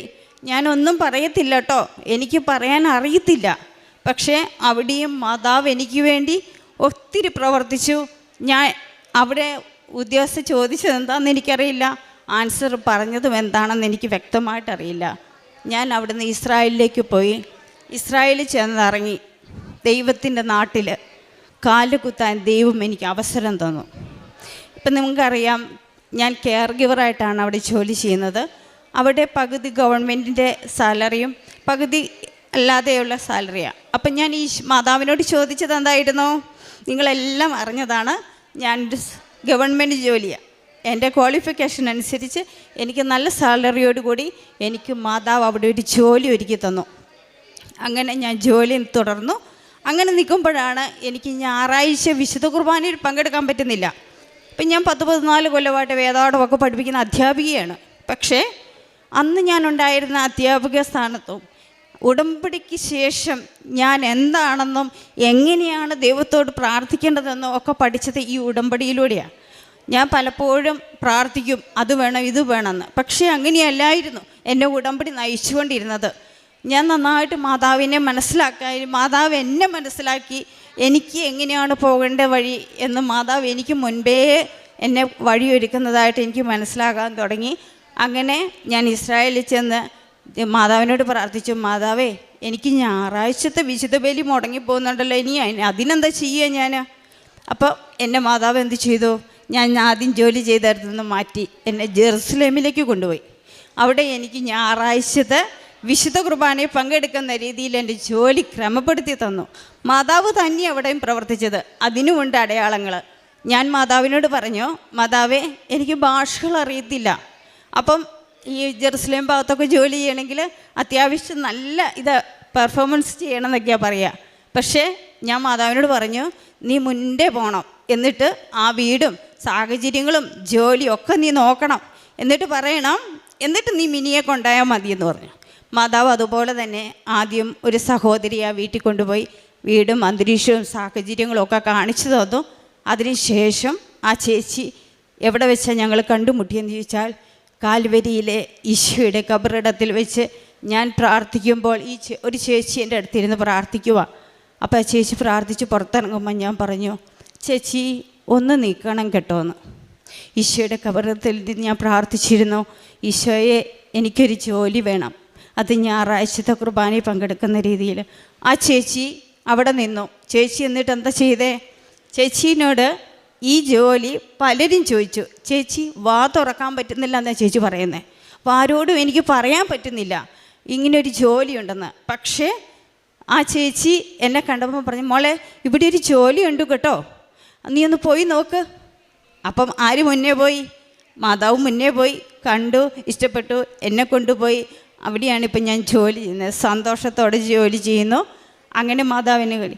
പിന്നെ എൻ്റെ കടബാധ്യത എനിക്കറിയാം, ഇപ്പം നറുക്ക് വീണ് ചിട്ടി കിട്ടി, ഞങ്ങളുടെ കടവ് കുറച്ചൊക്കെ അങ്ങ് വീടി. പിന്നെ ജോലി മേഖലയായി, അതിന്നും ഒരു പകുതി സമാധാനമായി. ഇപ്പം കടബാധ്യതയെക്കുറിച്ചുള്ള ടെൻഷനൊക്കെ ഒരുപാട് കുറഞ്ഞു. പിന്നെ എൻ്റെ മോൾക്ക് ഏത് കോഴ്സ് തിരഞ്ഞെടുക്കണം എന്നറിയത്തില്ല. ഒരു വർഷമായി അവളിങ്ങനെ കോഴ്സിന് വേണ്ടി തപ്പി നടക്കുന്നു. ആ സമയത്താണ് അവൾക്ക് മാതാവ് ഒരു കോഴ്സ് അവളുടെ ഫോണിലൂടെ അവൾക്ക് കാണിച്ചു കൊടുക്കുകയാണ്. അപ്പം ആ കോഴ്സ് അവൾ തിരഞ്ഞെടുക്കാൻ വേണ്ടി വന്നു. അന്ന് മാതാവിനോട് ഇവിടെ മാതാവിന് മുമ്പ് വെച്ച് പറഞ്ഞു, മാതാവേ നീ ആഗ്രഹിക്കുന്നുണ്ടെങ്കിൽ ഞാൻ ഇവിടെ വെച്ച് അമ്മേ ആ സ്കൂളിലേക്ക് വിളിക്കും, അവിടുന്ന് എനിക്ക് നീ ഉത്തരം തരണം എന്ന് പറഞ്ഞു. അമ്മ അവളെ ആ കോഴ്സിലേക്ക് നയിച്ചു. ഇപ്പോൾ അവൾ ആ കോഴ്സിലേക്ക് ചെയ്തുകൊണ്ടിരിക്കുകയാണ്. ബാക്കി കാര്യങ്ങളൊക്കെ അവൾ തന്നെ പിന്നീട് പറയുന്നതായിരിക്കും. അതുപോലെ തന്നെ പിന്നെയുള്ളത് എനിക്ക് കിട്ടിയ വലിയ വലിയ അനുഗ്രഹങ്ങളെന്ന് പറഞ്ഞാൽ ഓരോ നിമിഷവും എന്നെ നയിച്ചുകൊണ്ടിരിക്കുന്നതാണ്. അപ്പോൾ ഞാൻ പ്രേക്ഷിത പ്രവർത്തനം ചെയ്യും. പ്രേക്ഷിത പ്രവർത്തനം ചെയ്യുന്ന സമയത്ത് ഞാൻ മാതാവിനെ ആദ്യം പോവും, മാതാവേ ഞാൻ പോകുന്ന പ്രേക്ഷിത പ്രവർത്തനങ്ങളൊക്കെ നല്ല രീതിയിൽ ചെയ്യാൻ എന്നെ സഹായിക്കണം കേട്ടോ. അപ്പോൾ ഞാൻ പേപ്പറും കൊണ്ട് പോകും. പേപ്പർ കൊണ്ടുപോയി കൊടുക്കുന്ന സമയത്ത് ചില ചേച്ചിമാരൊക്കെ എൻ്റെ തലയിൽ കൈവച്ച് അനുഗ്രഹിക്കും, പ്രാർത്ഥിക്കും, നന്നായി വരും കേട്ടോ മോളെ എന്നൊക്കെ പറയും. അവരുടെ പ്രതിസന്ധി ഘട്ടത്തിലാണ് പോലും ഞാൻ ഈ പേപ്പർ കൊടുത്തത്. അവരിവിടെ വന്ന് ഒത്തിരിയേറെ പേര് ഞാൻ പറഞ്ഞിട്ട് ഉടമ്പടി എടുത്തിട്ടുണ്ട്. അതുപോലെ ഇസ്രായേലിലുള്ള എല്ലാ സമയവും ഞാനിത് തന്നെയാണ് പറയാറ്, മാതാവിനെക്കുറിച്ച് കേട്ടോ പറയാറ് കൂടുതലും. നമ്മുടെ അച്ഛൻ ജോസഫ് അച്ഛൻ സെപ്റ്റംബർ 29 ജെറുസലേം വന്നിരുന്നു. അന്ന് ധ്യാനത്തിൽ പങ്കെടുക്കാൻ ഭാഗ്യം ലഭിച്ചിരുന്നു. പിന്നെ അതുപോലെ തന്നെ പ്രഭാഷണ പത്രം എല്ലാവർക്കും ഞാൻ കൊടുക്കുമായിരുന്നു. പിന്നെ അനാഥാലയങ്ങളിൽ പോയി അവിടെ നിന്ന് ശുശ്രൂഷിക്കുമായിരുന്നു. 1-2 ആഴ്ച ഞാൻ അവിടെ താമസിക്കും. എന്നിട്ട് അവിടെ കൂടെ നിന്ന് അവരുടെ എല്ലാ കാര്യങ്ങളും വ്യാപൃതിയായി അവരെ സഹായിക്കുകയും ചെയ്യുകയൊക്കെ ചെയ്യുമായിരുന്നു. പിന്നെ ഭക്ഷണം കൊടുക്കുന്ന കാര്യത്തിലാണെങ്കിലും കുറച്ചൊക്കെ എന്നെ കൊണ്ട് പറ്റുന്നത് പോലെയുള്ള കാര്യങ്ങളൊക്കെ ഞാൻ ചെയ്യുമായിരുന്നു. ഇത്രയൊക്കെയുള്ളൂ. ദൈവം എന്താ പറയുക, എനിക്ക് ഒത്തിരി അനുഗ്രഹങ്ങൾ പറയാനുണ്ട്, പറഞ്ഞാൽ തീരാത്ത ഒത്തിരി അനുഗ്രഹങ്ങളുണ്ട്. ഇതാണ് ഈശോയും മാതാവും എനിക്ക് തന്ന ഒത്തിരി അനുഗ്രഹത്തിന് 1000 നന്ദി. പിന്നെ ഞാൻ ബോംബെയിൽ ക്ലാസ് ഉണ്ടായിരുന്നു ഞങ്ങൾക്ക് ഈ കെയർഗിവർമാർക്കുള്ള. ആ ക്ലാസ്സിന് ഞാൻ പോകുമ്പം ഈ സ്ഥലമില്ല, റൂമിലൊന്നും സ്ഥലമില്ല. അപ്പോൾ ഈ മാതാവിനെയും കൊണ്ടാണ് ഞാൻ പോവുക. അപ്പോൾ ഈ മാതാവിനെ കൊണ്ട് വെക്കാനൊരു സ്ഥലമില്ല. അപ്പോൾ ഞാൻ നിലത്താണ് ഇങ്ങനെ കിടന്ന ബെഡിട്ടിട്ട് 2-3 പേരുടെ ഇടയിലൊരു ബെഡിട്ടിട്ട് ഞാനും കിടക്കുക. അപ്പം ഞാൻ നോക്കുമ്പോൾ എൻ്റെ മാതാവിനെ വെക്കാൻ ഒരു ഇടവും കിട്ടുന്നില്ല. അപ്പോൾ ഞാൻ പറഞ്ഞു, മാതാവേ നിന്നെ വെക്കാൻ പോലും എനിക്കൊരു ഇടമില്ലല്ലോ, കാരണം അപ്പുറത്തും ഇപ്പുറത്തും ഒക്കെ ആൾക്കാരാണ്. അപ്പം ഞാൻ ഈ മാതാവിനെ എന്ത് ചെയ്യുന്ന ഒരു പുറത്ത് പോലെ വെച്ചിട്ട് അതിൻ്റെ മുകളിൽ മാതാവിനെ വെച്ചിട്ട് അതിൻ്റെ മുകളിൽ തിരിയും കത്തിച്ച് ഞാൻ പ്രാർത്ഥിക്കും രാത്രിയിൽ. ഇപ്പോൾ 2 ബെഡുകാരും അപ്പുറം ഇപ്പുറം ഇരിക്കും, ഞാൻ അതിൻ്റെ നടുക്ക് തിരിയുള്ള സ്ഥലത്ത് ഇരുന്നാണ് പ്രാർത്ഥിക്കാറ്. ആ സമയത്ത് ഞാൻ അന്ന് കിടന്നിറങ്ങിയപ്പോൾ രാത്രിയിലും മാതാവിൻ്റെ ആകാശത്തുണ്ട് ചാര നിറത്തിൽ മാതാവ് ഇങ്ങനെ നിൽക്കുക. പിറ്റേ ദിവസം തന്നെ എനിക്ക് റൂം ഒരുക്കി തന്നു. മാതാവിനെ വെക്കാനുള്ള സ്റ്റാൻഡായി പ്രാർത്ഥിക്കുന്ന റൂമിലേക്ക്, അതായത് എൻ്റെ റൂമിലുള്ളവരെല്ലാം പ്രാർത്ഥനക്കാരായിരുന്നു. അവരെല്ലാവരും ഒന്നിച്ച് ഞങ്ങൾ പിന്നെ ഒന്നിച്ചായി പ്രാർത്ഥന. അങ്ങനെ ഞങ്ങൾ ഒന്നിച്ച് തന്നെയാണ് ഇസ്രായേലിലേക്ക് പോകാനും സാധിച്ചത്. മിനി റോജി എന്ന ഈ സഹോദരി തൻ്റെ ജീവിതം കടന്നുപോയ വലിയ പ്രതിസന്ധിയുടെ നാളുകളെ ദൈവസന്നിധിയിൽ സമർപ്പിച്ചുകൊണ്ട് പരിശുദ്ധമ്മയുടെ ഉടമ്പടി എടുത്ത് ജീവിച്ചതിലൂടെ ലഭിച്ച അനുഗ്രഹങ്ങളെ സാക്ഷ്യപ്പെടുത്തുകയാണ്. മകൾ ആദ്യം പറയുന്നത്, ഇവിടെ ഉടമ്പടി എടുക്കുവാൻ വന്ന നാളുകളിൽ SSLC ബുക്ക് അമ്മ മാതാവിൻ്റെ അരികിൽ കൊടുത്തുകൊണ്ട് ഇതിന് ചേരുന്ന ഒരു ജോലി, സർക്കാർ ജോലി ലഭിക്കണമെന്ന പ്രാർത്ഥനയാണ്. അത് ബാലിശമെന്ന ആദ്യ കേൾവിയിൽ നമുക്കെല്ലാവർക്കും തോന്നുന്നുണ്ട്. അത് സഹോദരി തന്നെ അത് സ്വയം പറയുന്നുമുണ്ട്. എന്നാൽ എങ്ങനെയാണ് ഓരോ കാര്യവും വേണ്ടതുപോലെ അമ്മ മാതാവ് ക്രമീകരിക്കുന്നതെന്ന് തുടർന്നുള്ള ഓരോ കാര്യങ്ങളും നമുക്ക് പറഞ്ഞു തരികയാണ്.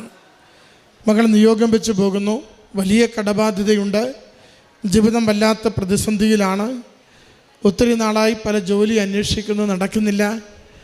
അങ്ങനെ ഇസ്രായേൽ പോകുവാനുള്ള വഴി തെളിയുന്നു. ഇസ്രായേലിലേക്ക് ചെന്നു ചേരുന്നു. ആ നേരങ്ങളിലൊക്കെയും നല്ല രീതിയിൽ ഒരു വിശ്വാസബോധ്യത്തിലേക്ക്, പരിശുദ്ധമ്മയുടെ ഉടമ്പടി പ്രാർത്ഥനാ ജീവിതത്തിലേക്ക് മകൾ പ്രവേശിച്ചിട്ടുമുണ്ട്. മകളുടെ വാക്കുകളിൽ അത് ആവർത്തിച്ച് നമ്മൾ കേൾക്കുന്നുണ്ട്. എങ്ങനെയാണ് ഒരു പുതിയ ആത്മീയ ജീവിതം തുടങ്ങുന്നതെന്ന്. ഒരുപക്ഷെ നമ്മുടെയൊക്കെ മക്കൾ ക്ലാസ് മുറികളിൽ 12 ക്ലാസ് വരെ നടത്തുന്ന മതബോധന പരിശീലനം കൊണ്ട് നേടാത്തത് കൃപാസനത്തിൽ മരിയൻ ഉടമ്പടി എടുക്കുന്നതിലൂടെ 3 മാസം കൊണ്ട് ഓരോരുത്തരും സ്വന്തമാക്കുന്നതാണ് നമ്മളിപ്പോൾ കണ്ടുകൊണ്ടിരിക്കുന്നത്. 12 വർഷം പഠിച്ച മക്കൾക്ക് വിശ്വാസത്തിൻ്റെ ആദ്യ പാഠങ്ങൾ നഷ്ടപ്പെട്ടുകൊണ്ടിരിക്കുമ്പോൾ 3 മാസം മരിയൻ ഉടമ്പടിയിലേക്ക് പ്രവേശിക്കുന്ന മുതിർന്നവർ, ചെറുപ്പക്കാർ, പ്രായമേറിയവർ, അവർ നല്ല വിശ്വാസത്തിലേക്കും അടിസ്ഥാന ആത്മീയ ജീവിതത്തിലേക്കും കടന്നു വരുന്നത്, ആയിരക്കണക്കിന് മനുഷ്യർ കടന്നു വരുന്നത് നാം ഇപ്പോൾ കണ്ടുകൊണ്ടിരിക്കുകയാണ്. കുഞ്ഞുങ്ങൾ കുമ്പസാരവും കുർബാനയും വചനവായനയും ഒക്കെ ഉപേക്ഷിച്ച് പോകുമ്പോൾ മുതിർന്നവർ തീഷ്ണമായ ആഗ്രഹത്തോടും സ്നേഹത്തോടും കൂടി വിശുദ്ധ കുർബാനയിലേക്കും കുമ്പസാരത്തിലേക്കും വചനവായനയിലേക്കും കാരുണ്യ പ്രവൃത്തിയിലേക്കും സന്തോഷത്തോടെ ആകൃഷ്ടരായി വരുന്നതാണ് നമ്മൾ കണ്ടുകൊണ്ടിരിക്കുന്നത്. ഇതാണ് മരിയൻ ഉടമ്പടി ലോകത്തിന് നൽകുന്ന ശ്രേഷ്ഠമായ ഒരു മാതൃക. ആർക്കും ഒരുപക്ഷെ സ്പർശിക്കുവാനാവില്ല, തൊടാനാവില്ല എന്ന് കരുതുന്ന ഒരു സമൂഹത്തെ, യുവജനങ്ങളെയും മുതിർന്നവരെയും എത്ര സുന്ദരമായി അമ്മ മാതാവ് തന്നോട് ചേർത്ത് പിടിച്ചുകൊണ്ട് വലിയ അനുഗ്രഹത്തിൻ്റെ ധാര നല്ല ആത്മീയ വിശുദ്ധീകരണത്തിലൂടെ തുടർച്ചയായി നൽകിക്കൊണ്ടിരിക്കുന്നതാണ് നമ്മൾ ഈ കൃപാസനം എന്ന ആലയത്തിൽ നിന്നും ലോകത്തിൻ്റെ എല്ലാ ദേശത്തേക്കും പോയിക്കൊണ്ടിരിക്കുന്ന വിശ്വാസ സമൂഹത്തിന് നൽകിക്കൊണ്ടിരിക്കുന്ന ഒരു സന്തോഷം. എൻ്റെ കുടുംബത്തിനകത്ത് ദൈവചിന്തയുണ്ടെന്ന്, എൻ്റെ കുടുംബത്തിൽ സന്ധ്യാപ്രാർത്ഥനയുണ്ടെന്ന്, കുർബാനയ്ക്ക് പോകുവാനും കുമ്പസാരിക്കുവാനും നിരന്തരം ഞങ്ങൾ ശ്രദ്ധിക്കുന്നുവെന്ന് ഓരോരുത്തരും ഈ അൾത്താരയിൽ സാക്ഷ്യപ്പെടുമ്പോൾ ദൈവനാമമാണ് മഹത്വപ്പെടുന്നത്.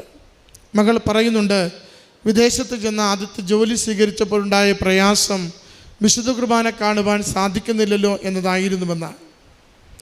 എന്നാൽ അത് കർത്താവിൻ്റെ കല്ലറയിൽ ജെറുസലേമിൽ പോയി പ്രാർത്ഥിക്കുമ്പോൾ അവിടെ മറ്റ് പലരും വന്ന് ഒരാളോട് ചോദിച്ചിട്ട് വാ തുറക്കാതിരുന്ന ആ വ്യക്തി മകൾ ജോലി അന്വേഷിക്കുമ്പോൾ സന്തോഷത്തോടു കൂടി ജോലിയുടെ ഇടം കാണിച്ചു കൊടുത്തുകൊണ്ട് ശരിക്കും കൃപാസനം അമ്മ മാതാവ് ദൈവദൂതനെ അയച്ച് മകൾക്ക് വേണ്ടി കാര്യങ്ങൾ ക്രമീകരിച്ച് ഒരു ജോലി ശരിയാക്കി കൊടുക്കുക മാത്രമല്ല, അവൾ അത്ര നാളും ആഗ്രഹിച്ചു കൊണ്ടിരുന്ന ദിവ്യബലിയിൽ പങ്കെടുക്കുവാനുള്ള അവസരത്തെ ക്രമീകരിച്ചു കൊടുത്തുവെന്നാണ് മകൾ സാക്ഷ്യപ്പെടുത്തുന്നത്. പ്രിയമുള്ളവരെ, നമ്മൾ ഓരോ ദിനവും ഈ അൾത്താരയിൽ നിന്ന് സാക്ഷ്യങ്ങൾ കേട്ടുകൊണ്ടിരിക്കുമ്പോൾ, യൂട്യൂബിൽ ഓരോ സാക്ഷ്യവും നമ്മൾ പങ്കുചേർന്ന് പ്രാർത്ഥിക്കുമ്പോൾ നമ്മൾ തിരിച്ചറിയുന്നുണ്ട്, ഒരു ആത്മബലമുള്ള, ആത്മീയ ബലമുള്ള ഒരു സമൂഹം നമുക്കിടയിൽ രൂപപ്പെടുന്നുണ്ട്. പ്രാർത്ഥനകളറിയാവുന്ന, ദൈവസ്നേഹം ജീവിക്കുന്ന, നമ്മളൊന്ന് ചോദിച്ചാൽ നമ്മുടെ വെളിപ്പുറത്ത് ദൈവസാന്നിധ്യം അനുഭവിക്കുവാൻ പറ്റുന്ന വിധത്തിൽ ആത്മീയ വളർച്ച നേടുന്ന ഒരു സമൂഹം നമ്മുടെ കൂടെ ഇവിടെ ജീവിച്ചു വരുന്നുവെന്നുള്ളത് ശരിക്കും ഈ മകളുടെ സാക്ഷ്യത്തിൽ മകൾ പങ്കുവയ്ക്കുന്ന സന്തോഷം അത് തന്നെയാണ്. കടബാധ്യതകളൊക്കെയും കുറച്ചു കൊണ്ടുവരുന്നതിന്, ജീവിതം സുരക്ഷിതമാകുന്നതിന്, മറ്റ് ജീവിതത്തിൻ്റെ മേഖലകൾ വിശുദ്ധിയിൽ ക്രമീകരിക്കപ്പെടുന്നതിന് ഒക്കെ അമ്മ മാതാവ് ഉടമ്പടി ജീവിതത്തിലൂടെ മകളെയും കുടുംബത്തെയും സഹായിച്ചുവെന്ന്. നമുക്ക് ഉടമ്പടി ജീവിതത്തിലേക്ക് കടന്നു വരുമ്പോൾ ആഗ്രഹത്തോടെ അമ്മയുടെ അരികിൽ സമർപ്പിക്കേണ്ട പ്രാർത്ഥന ഇതുതന്നെയാണ്. കൂടുതൽ വിശുദ്ധിയോടുകൂടി, കൂടുതൽ ദൈവാശ്രയത്വത്തോടുകൂടി, കൂടുതൽ അമ്മ മാതാവിൻ്റെ സംരക്ഷണയിൽ ജീവിക്കുവാൻ സഹായിക്കണമേ എന്ന് ഈ പ്രാർത്ഥനയോടുകൂടി ഈ കുടുംബത്തിന് ലഭിച്ച എല്ലാ അനുഗ്രഹങ്ങളെയും കരങ്ങളടിച്ച് അമ്മ മാതാവിനും തിരുക്കുമാരനും പരിശുദ്ധ അമ്മയ്ക്കും തിരുകുമാരനും എനിക്ക് ഈ അൾത്താരിൽ വന്നു നിൽക്കാൻ അനുഗ്രഹം ലഭിച്ചതിനെ ഓർത്ത് ഞാൻ നന്ദി പറയുന്നു. ഞാനിവിടെ 2019 ആദ്യമായിട്ട് ഞാൻ ഉടമ്പടി എടുത്തത്. അതിന് കാരണം കേട്ടിട്ട് ഞാൻ 8 പ്രാവശ്യം എഴുതിയിട്ടും എനിക്ക് പാസ്സാവാനായിട്ട് കഴിഞ്ഞിരുന്നില്ല. ഞാൻ മാതാവിനോട് ഞാൻ പ്രാർത്ഥിച്ചു. പക്ഷേ എനിക്ക് 6 നിയോഗങ്ങൾ ഞാൻ എഴുതിയതിൽ ആദ്യമായിട്ട് ഞാൻ എഴുതിയത് കേട്ടറ്റ് പാസ്സാവാനായിരുന്നു. എന്നാൽ എനിക്ക് ലഭിച്ചത് ഞാൻ അവസാനം എഴുതിയ ഭവന നിർമ്മാണത്തിനായിട്ട് ഞാൻ എഴുതിയിട്ടുണ്ടായിരുന്നു. ആ ഒരു ആവശ്യമാണ് മാതാവ് എനിക്ക് ആദ്യമായിട്ട് നടത്തി തന്നത്. പരിശുദ്ധ അമ്മയോട് ഞാൻ പ്രത്യേകമായിട്ട് പ്രാർത്ഥിച്ചിരുന്നു. എന്നും 5:30 മാതാവിൻ്റെ പ്രത്യക്ഷീകരണ പ്രാർത്ഥന ഞാൻ ചൊല്ലുകയും വചനം വായിക്കുകയും ദിവസേന ഞാൻ വിശുദ്ധ കുർബാനയിൽ പങ്കെടുക്കുകയും ഞാൻ ചെയ്തിരുന്നു. അമ്മയുടെ പ്രത്യേകമായിട്ടുള്ള അനുഗ്രഹം കൊണ്ട് 2 മാസത്തിന് ശേഷം തന്നെ ഞങ്ങൾക്ക് ഭവനം പണിയുവാനും അത് 2022 ഞങ്ങൾക്ക് പൂർത്തിയാക്കുവാനും ഞങ്ങൾക്ക് സാധിച്ചു. അതുപോലെ തന്നെ ആ സമയത്ത് ഞാൻ കേട്ടിട്ട് എനിക്കപ്പോഴും ഞാൻ 9ാമത്തെ തവണ ഞാൻ എഴുതി. എനിക്കപ്പോഴും കേട്ടിട്ട് പാസ്സാവാനായിട്ട് എനിക്ക് സാധിച്ചിരുന്നില്ല. പക്ഷേ മാതാവിനോട് ഞാൻ പറഞ്ഞുകൊണ്ട് വീണ്ടും 2022 ഡിസംബറിൽ ഞാൻ വീണ്ടും കേട്ടറ്റ് എക്സാം ഞാൻ എഴുതി. അങ്ങനെ ഫെബ്രുവരിയിൽ 2023 ഫെബ്രുവരിയിൽ എൻ്റെ റിസൾട്ട് വന്നു. ആ സമയത്ത് ഞാൻ പാസ്സായി. 97 മാർക്ക് നൽകി മാതാവ് എന്നെ അനുഗ്രഹിച്ചു. അതിനിടയിൽ ഞങ്ങൾക്ക് മലയാളം പാർട്ടിൻ്റെ ഒരു ഭാഗം, ആ ഭാഗത്തെ ഒരു 6 ക്വസ്റ്റ്യൻസ് ഞാൻ കാണാതെ പോയി. പക്ഷേ ആ ഉത്തരങ്ങളെല്ലാം ഞാൻ വെറുതെ ബബിൾ ചെയ്യാണ് ഞാൻ ചെയ്തത്. കാരണം ആ 6 ക്വസ്റ്റ്യൻസും എൻ്റെ കണ്ണിൽ പെട്ടിരുന്നില്ല ആ സമയം. അപ്പം ഞാൻ തെറ്റിയെന്ന് കണ്ടപ്പോൾ പിന്നെ ഞാൻ വേഗം അത് പബ്ലിക് മൊത്തം ചെയ്ത് വെക്കുകയാണ് ചെയ്തത്. ഓരോ ഓപ്ഷനായിട്ട് ഞാൻ പബ്ലിഷ് ചെയ്ത് വെച്ചു. അങ്ങനെ ആ 6 മാർക്കും മാതാവ് എനിക്ക് നൽകി എന്നെ അനുഗ്രഹിച്ചു. അങ്ങനെ 97 മാർക്ക് നൽകി മാതാവ് എന്നെ വിജയിപ്പിച്ചു. അത് പരിശുദ്ധ അമ്മയുടെ ശക്തി തന്നെയാണ്, എൻ്റെ ശക്തിയല്ല. അതുപോലെ തന്നെ കഴിഞ്ഞ 2023 ഒക്ടോബറിൽ ഞങ്ങളുടെ ട്രാക്ടർ കാണാണ്ടായി. പക്ഷേ പരിശുദ്ധ അമ്മയെ കൈവിട്ടില്ല. അപ്പോൾ എൻ്റെ ഹസ്ബൻഡും അതുപോലെ പോലീസുകാരും എല്ലാവരും അന്വേഷിച്ചു. 2 ദിവസം അന്വേഷിച്ചിട്ടും രാപ്പകലില്ലാണ്ട് 2 ദിവസം അന്വേഷിച്ചിട്ടും ഒരു പിടിയും കിട്ടിയില്ല. എല്ലാവരും അന്വേഷിച്ച് നടന്നു. 3ാമത്തെ ദിവസം ഞാൻ പോകുമ്പോൾ പുലർച്ചെ പോകുന്ന സമയത്ത് ഞാൻ ഹസ്ബൻഡിനോട് പറഞ്ഞു, അവിടെ നിൽക്ക്, ഞാൻ മാതാവിൻ്റെ തൈലം വിശ്വാസ പ്രമാണം ചൊല്ലി നെറ്റിയിൽ കുരിശ് വരച്ച് തരാം, അത് മാതാവ് തന്നെ കണ്ടെത്തി തരും എന്ന് പറഞ്ഞു. അങ്ങനെ അവർ പോയി, പോലീസും ഹസ്ബൻഡും പോയി. അതിനുശേഷം ഒരു 11:15 ഹസ്ബൻഡ് വിളിച്ചു, നമ്മുടെ ട്രാക്ടർ കിട്ടി, മാതാവ് നമുക്ക് തന്നതാണ് എന്ന് പറഞ്ഞ് ഞങ്ങൾക്ക് ട്രാക്ടർ കിട്ടി. അതുപോലെ എനിക്ക് ഭയങ്കര ഭയമാണ്, വാഹനം ഓടിക്കാനായിട്ട് എനിക്ക് ഭയങ്കര ഭയമാണ്. അപ്പോൾ ഞാൻ പരിശുദ്ധ അമ്മയോട് പറഞ്ഞു, അമ്മേ മാതാവേ, എനിക്കിത് ഓടിക്കാനുള്ളൊരു വലിയൊരു അനുഗ്രഹം അമ്മ മാതാവ് എനിക്ക് നൽകണമേ. അങ്ങനെ പരിശുദ്ധ അമ്മയുടെ കാശുരൂപം ഞാൻ ധരിച്ചുകൊണ്ട് ഞാൻ ഡ്രൈവിംഗ് ടെസ്റ്റിനായിട്ട് ഞാൻ പോയി. അന്ന് തന്നെ എനിക്ക് ഡ്രൈവിംഗ് ടെസ്റ്റ് പാസ്സാകുവാനും ലൈസൻസ് കിട്ടുവാനുമുള്ള വലിയൊരു കൃപ മാതാവ് നൽകി. അതുപോലെ പ്രേക്ഷിത പ്രവർത്തനമായിട്ട് ഞാൻ കൃപാസനം പത്രം പൊതുസ്ഥലങ്ങളിലും, അത് ക്രിസ്ത്യാനിയെന്നോ ഹിന്ദു എന്നോ ഒന്നുമില്ല, ഞാൻ പൊതുസ്ഥലങ്ങളിൽ ഞാൻ കൊടുത്തിരുന്നു. ഹസ്ബൻഡും എനിക്ക് വളരെയധികം സപ്പോർട്ടായിരുന്നു ആ കാര്യത്തിൽ. അതുപോലെ തന്നെ ഞാൻ ഒരു നേരത്തെ ഭക്ഷണം ആർക്കെങ്കിലും വിശക്കുന്നവർക്ക്, പാവങ്ങളായിട്ടിരിക്കുന്നവർക്ക്, വികലാംഗർക്ക്, എനിക്ക് പറ്റുന്നവർക്കൊക്കെ ഞാൻ ഭക്ഷണം കൊടുത്തിരുന്നു. അതെനിക്ക് സാധിച്ചില്ല എങ്കിൽ ഞാൻ ഒരു നേരത്തെ ഭക്ഷണത്തിൻ്റെ തുക ഞാൻ അങ്ങനെ കൊടുക്കും. അതുപോലെ രോഗികളെ ഞാൻ സന്ദർശിച്ചിരുന്നു. ജൂബിലി ഹോസ്പിറ്റലിൽ എനിക്ക് പറ്റാവുന്ന ബന്ധുക്കളാണെങ്കിലും അതുപോലെ അയൽപ്പക്കത്തുള്ളവരായാലും ഞാൻ രോഗികളെ പോയി സന്ദർശിച്ച് അവരെ ആശ്വസിപ്പിച്ചിരുന്നു. ഇന്നും പരിശുദ്ധ അമ്മയുടെ ചെറുതും വലുതുമായ അനേകം അത്ഭുതങ്ങളാണ് ഞങ്ങളുടെ കുടുംബങ്ങളിൽ ഇന്ന് നടക്കുന്നത്. മക്കളോടായാലും പഠിപ്പിൻ്റെ കാര്യത്തിലായാലും ഞാൻ പറയും, മക്കളെ പ്രത്യക്ഷീകരണ പ്രാർത്ഥന ചൊല്ലി നിങ്ങൾ പഠിച്ചോ, നിങ്ങൾ വിജയിക്കും. കാരണം ഞാൻ അതിനൊരു ഉദാഹരണമാണ്. പരിശുദ്ധ അമ്മയുടെ ഇത്രയും വലിയ സാക്ഷ്യങ്ങളാണ് എനിക്ക് നിങ്ങളോട് പറയാനുള്ളത്. എനിക്ക് ഇത്രയും അനുഗ്രഹങ്ങൾ എനിക്ക് മാതാവ് ചെയ്തു തന്നു. എനിക്ക് ഭയമായിരുന്നു ഇവിടെ നിന്ന് പറയുവാനായിട്ട്. കാരണം എനിക്ക് ഇത്തിരി ഒന്നല്ല, കുറേ അനുഗ്രഹങ്ങൾ മാതാവ് എനിക്ക് സാധിച്ചു തന്നിട്ടുണ്ട്. കുറേ അനുഗ്രഹങ്ങൾ പരിശുദ്ധ അമ്മയ്ക്കും ഈശോയ്ക്കും എനിക്ക് ചെയ്തു തന്ന എല്ലാ അനുഗ്രഹങ്ങൾക്കും കോടാനുകൂടി ഞാൻ നന്ദി പറയുകയാണ്. ഇനി ജോലിയുടെ കാര്യമൊന്നും ആയിട്ടില്ല. എല്ലാവരും ചോദിക്കും, ലേഖ ടെറ്റ് കിട്ടിയില്ലേ, ഇനിയും എന്ത് നിനക്ക് ജോലി കിട്ടാത്ത, അത് ചോദിക്കും. ഞാൻ പറയും, അമ്മ തരും, എനിക്ക് മാതാവ് എനിക്ക് തരും. ആ ഉറച്ച വിശ്വാസത്തിലാണ് ഞാൻ നമ്മുടെ അടുത്ത് വന്നത്. നന്ദി പറയാനായിട്ട് എനിക്ക് ഒരുപാട് ഭയമുണ്ടായിരുന്നു ഇവിടെ വന്ന് നിൽക്കാനായിട്ട്. പക്ഷേ പരിശുദ്ധ അമ്മനെ നിർത്തി എനിക്ക് ആ നന്ദി പറയുവാനുള്ളൊരു അനുഗ്രഹം ലഭിച്ചു. പരിശുദ്ധ അമ്മയ്ക്കും ഈശോയ്ക്കും കോടാനുകോടി നന്ദി പറയുന്നു. 1 ദിനവൃത്താന്തം 5:20. ദൈവത്തിൽ വിശ്വാസമർപ്പിക്കുകയും അവിടുത്തെ വിളിച്ചപേക്ഷിക്കുകയും ചെയ്തപ്പോൾ അവിടുന്ന് അവരുടെ പ്രാർത്ഥന കേട്ടു. ലേഖ ബിജു എന്ന ഈ സഹോദരി തൻ്റെ വ്യക്തിജീവിതത്തിൽ ലഭിച്ച വിവിധ അനുഗ്രഹങ്ങളെ പരിശുദ്ധ കൃപാസന മാതാവിൻ്റെ തിരുനടയിൽ സന്തോഷത്തോടെ നന്ദിയായി സമർപ്പിക്കുകയാണ്. മകൾ പറയുന്നുണ്ട്, 8 തവണ KTET 1 എഴുതി പരാജയപ്പെട്ടതാണ് മകളുടെ ആദ്യകാല ജീവിതം. പരിശുദ്ധ അമ്മയുടെ തിരുനടയിലെത്തി ഉടമ്പടിയെടുത്ത് പ്രാർത്ഥിച്ചുകൊണ്ടാണ് 9ാം തവണ എഴുതാൻ പോകുന്നത്.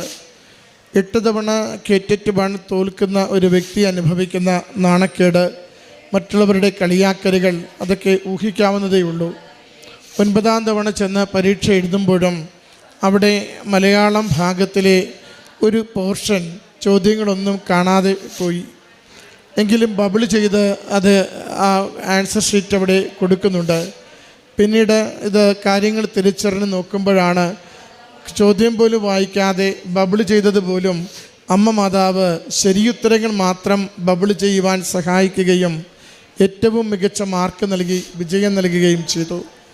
പരിശുദ്ധ അമ്മയിൽ ആഗ്രഹത്തോടും ശരണപ്പെട്ടും പ്രാർത്ഥിക്കുമ്പോൾ, ഉടമ്പടി പ്രകാരം ജീവിക്കുമ്പോൾ മകൾ പറയുന്നുണ്ട്, ഉടമ്പടി എടുത്ത ശേഷം രാവിലെ 5:30 മണിക്ക് തന്നെ പ്രത്യക്ഷീകരണ പ്രാർത്ഥന ചൊല്ലുമായിരുന്നു. അനുദിന ദിവ്യബലിയിൽ പങ്കെടുക്കുമായിരുന്നു. വചനവായന ഒരു മുടക്കവുമില്ലാതെ ചെയ്യുമായിരുന്നു. ആ ഉടമ്പടിയോട് കാണിക്കുന്ന സ്നേഹവും വിശ്വസ്തതയും മകളുടെ ഏറ്റവും നിർണായകമായ പരീക്ഷയിൽ അത് ഒരുപക്ഷെ മകൾ കാണാത്തതുപോലും അമ്മ മാതാവ് മകൾക്ക് വേണ്ടി ശരിയാക്കി കൊടുക്കുന്നത് നമ്മൾ തിരിച്ചറിയുകയാണ്. അവളുടെ കഴിവിലല്ല, മറിച്ച് ദൈവകൃപയിലാണ് വിജയം നൽകുന്നതെന്ന് മകളെ ബോധ്യപ്പെടുത്തുകയാണ്. വീണ്ടും ഭവനത്തെക്കുറിച്ചും ഒത്തിരി ആശങ്കകളും മകൾക്കുണ്ടായിരുന്നു. കൂട്ടുകുടുംബമാണ്, എല്ലാവർക്കും സ്ഥലപരിമിതി വീടിനകത്തുണ്ട്. അതുകൊണ്ട് ഒരു ഭവനത്തെക്കുറിച്ച് ഇങ്ങനെ ചിന്തിച്ചു കൊണ്ടിരിക്കുമ്പോൾ തന്നെ കുടുംബത്തിലെ മൂത്ത വ്യക്തി ഒരു ഭവനം സ്വന്തമായി വെച്ച് മാറുകയും അതോടൊപ്പം തന്നെ അതേ നാളുകളിൽ ആ ജീവിച്ച തറവാട് അത് നവീകരിച്ചെടുത്ത് ആ ഭവനം ഭംഗിയാക്കുവാൻ ഇവർക്ക് സാധിക്കുകയും ചെയ്യുന്നു. അത് ഉടമ്പടിയിലുണ്ടായിരുന്ന പ്രധാന ഒരു നിയോഗമായിരുന്നു. കാരണം അത് ആരോടും ഒന്നും പറയാൻ പറ്റില്ല, എങ്കിലും ദൈവം എല്ലാം കാണുമല്ലോ എന്ന് കരുതി എഴുതിയ നിയോഗത്തെ ആർക്കും ഒരു പ്രയാസമില്ലാതെ സന്തോഷത്തോടു കൂടി ആ ഭവനത്തിന് നവീകരണം ചെയ്തെടുക്കുവാൻ അമ്മ മാതാവ് സഹായിച്ചതിനെയാണ് സന്തോഷത്തോടെ സാക്ഷ്യപ്പെടുത്തുന്നത്. മനുഷ്യന് അസാധ്യമായത് ദൈവത്തിന് സാധ്യമാണ്. മൂന്നാമത്തത് മകൾ സൂചിപ്പിക്കുന്നത് ആ ട്രാക്ടർ കാണാതെ പോയ വിഷയമാണ്.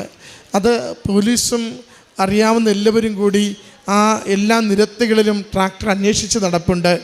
കാണാതെ എല്ലാവരും വലയുകയാണ് 2 ദിവസമായിട്ട്.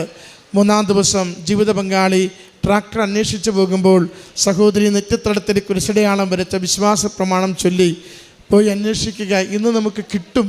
അത് മാതാവ് കൊടുക്കുന്ന ഒരു ഉറപ്പാണ്, മാതാവിൽ ആശ്രയിച്ചു കൊണ്ടുള്ള ഒരു വാക്കാണ്.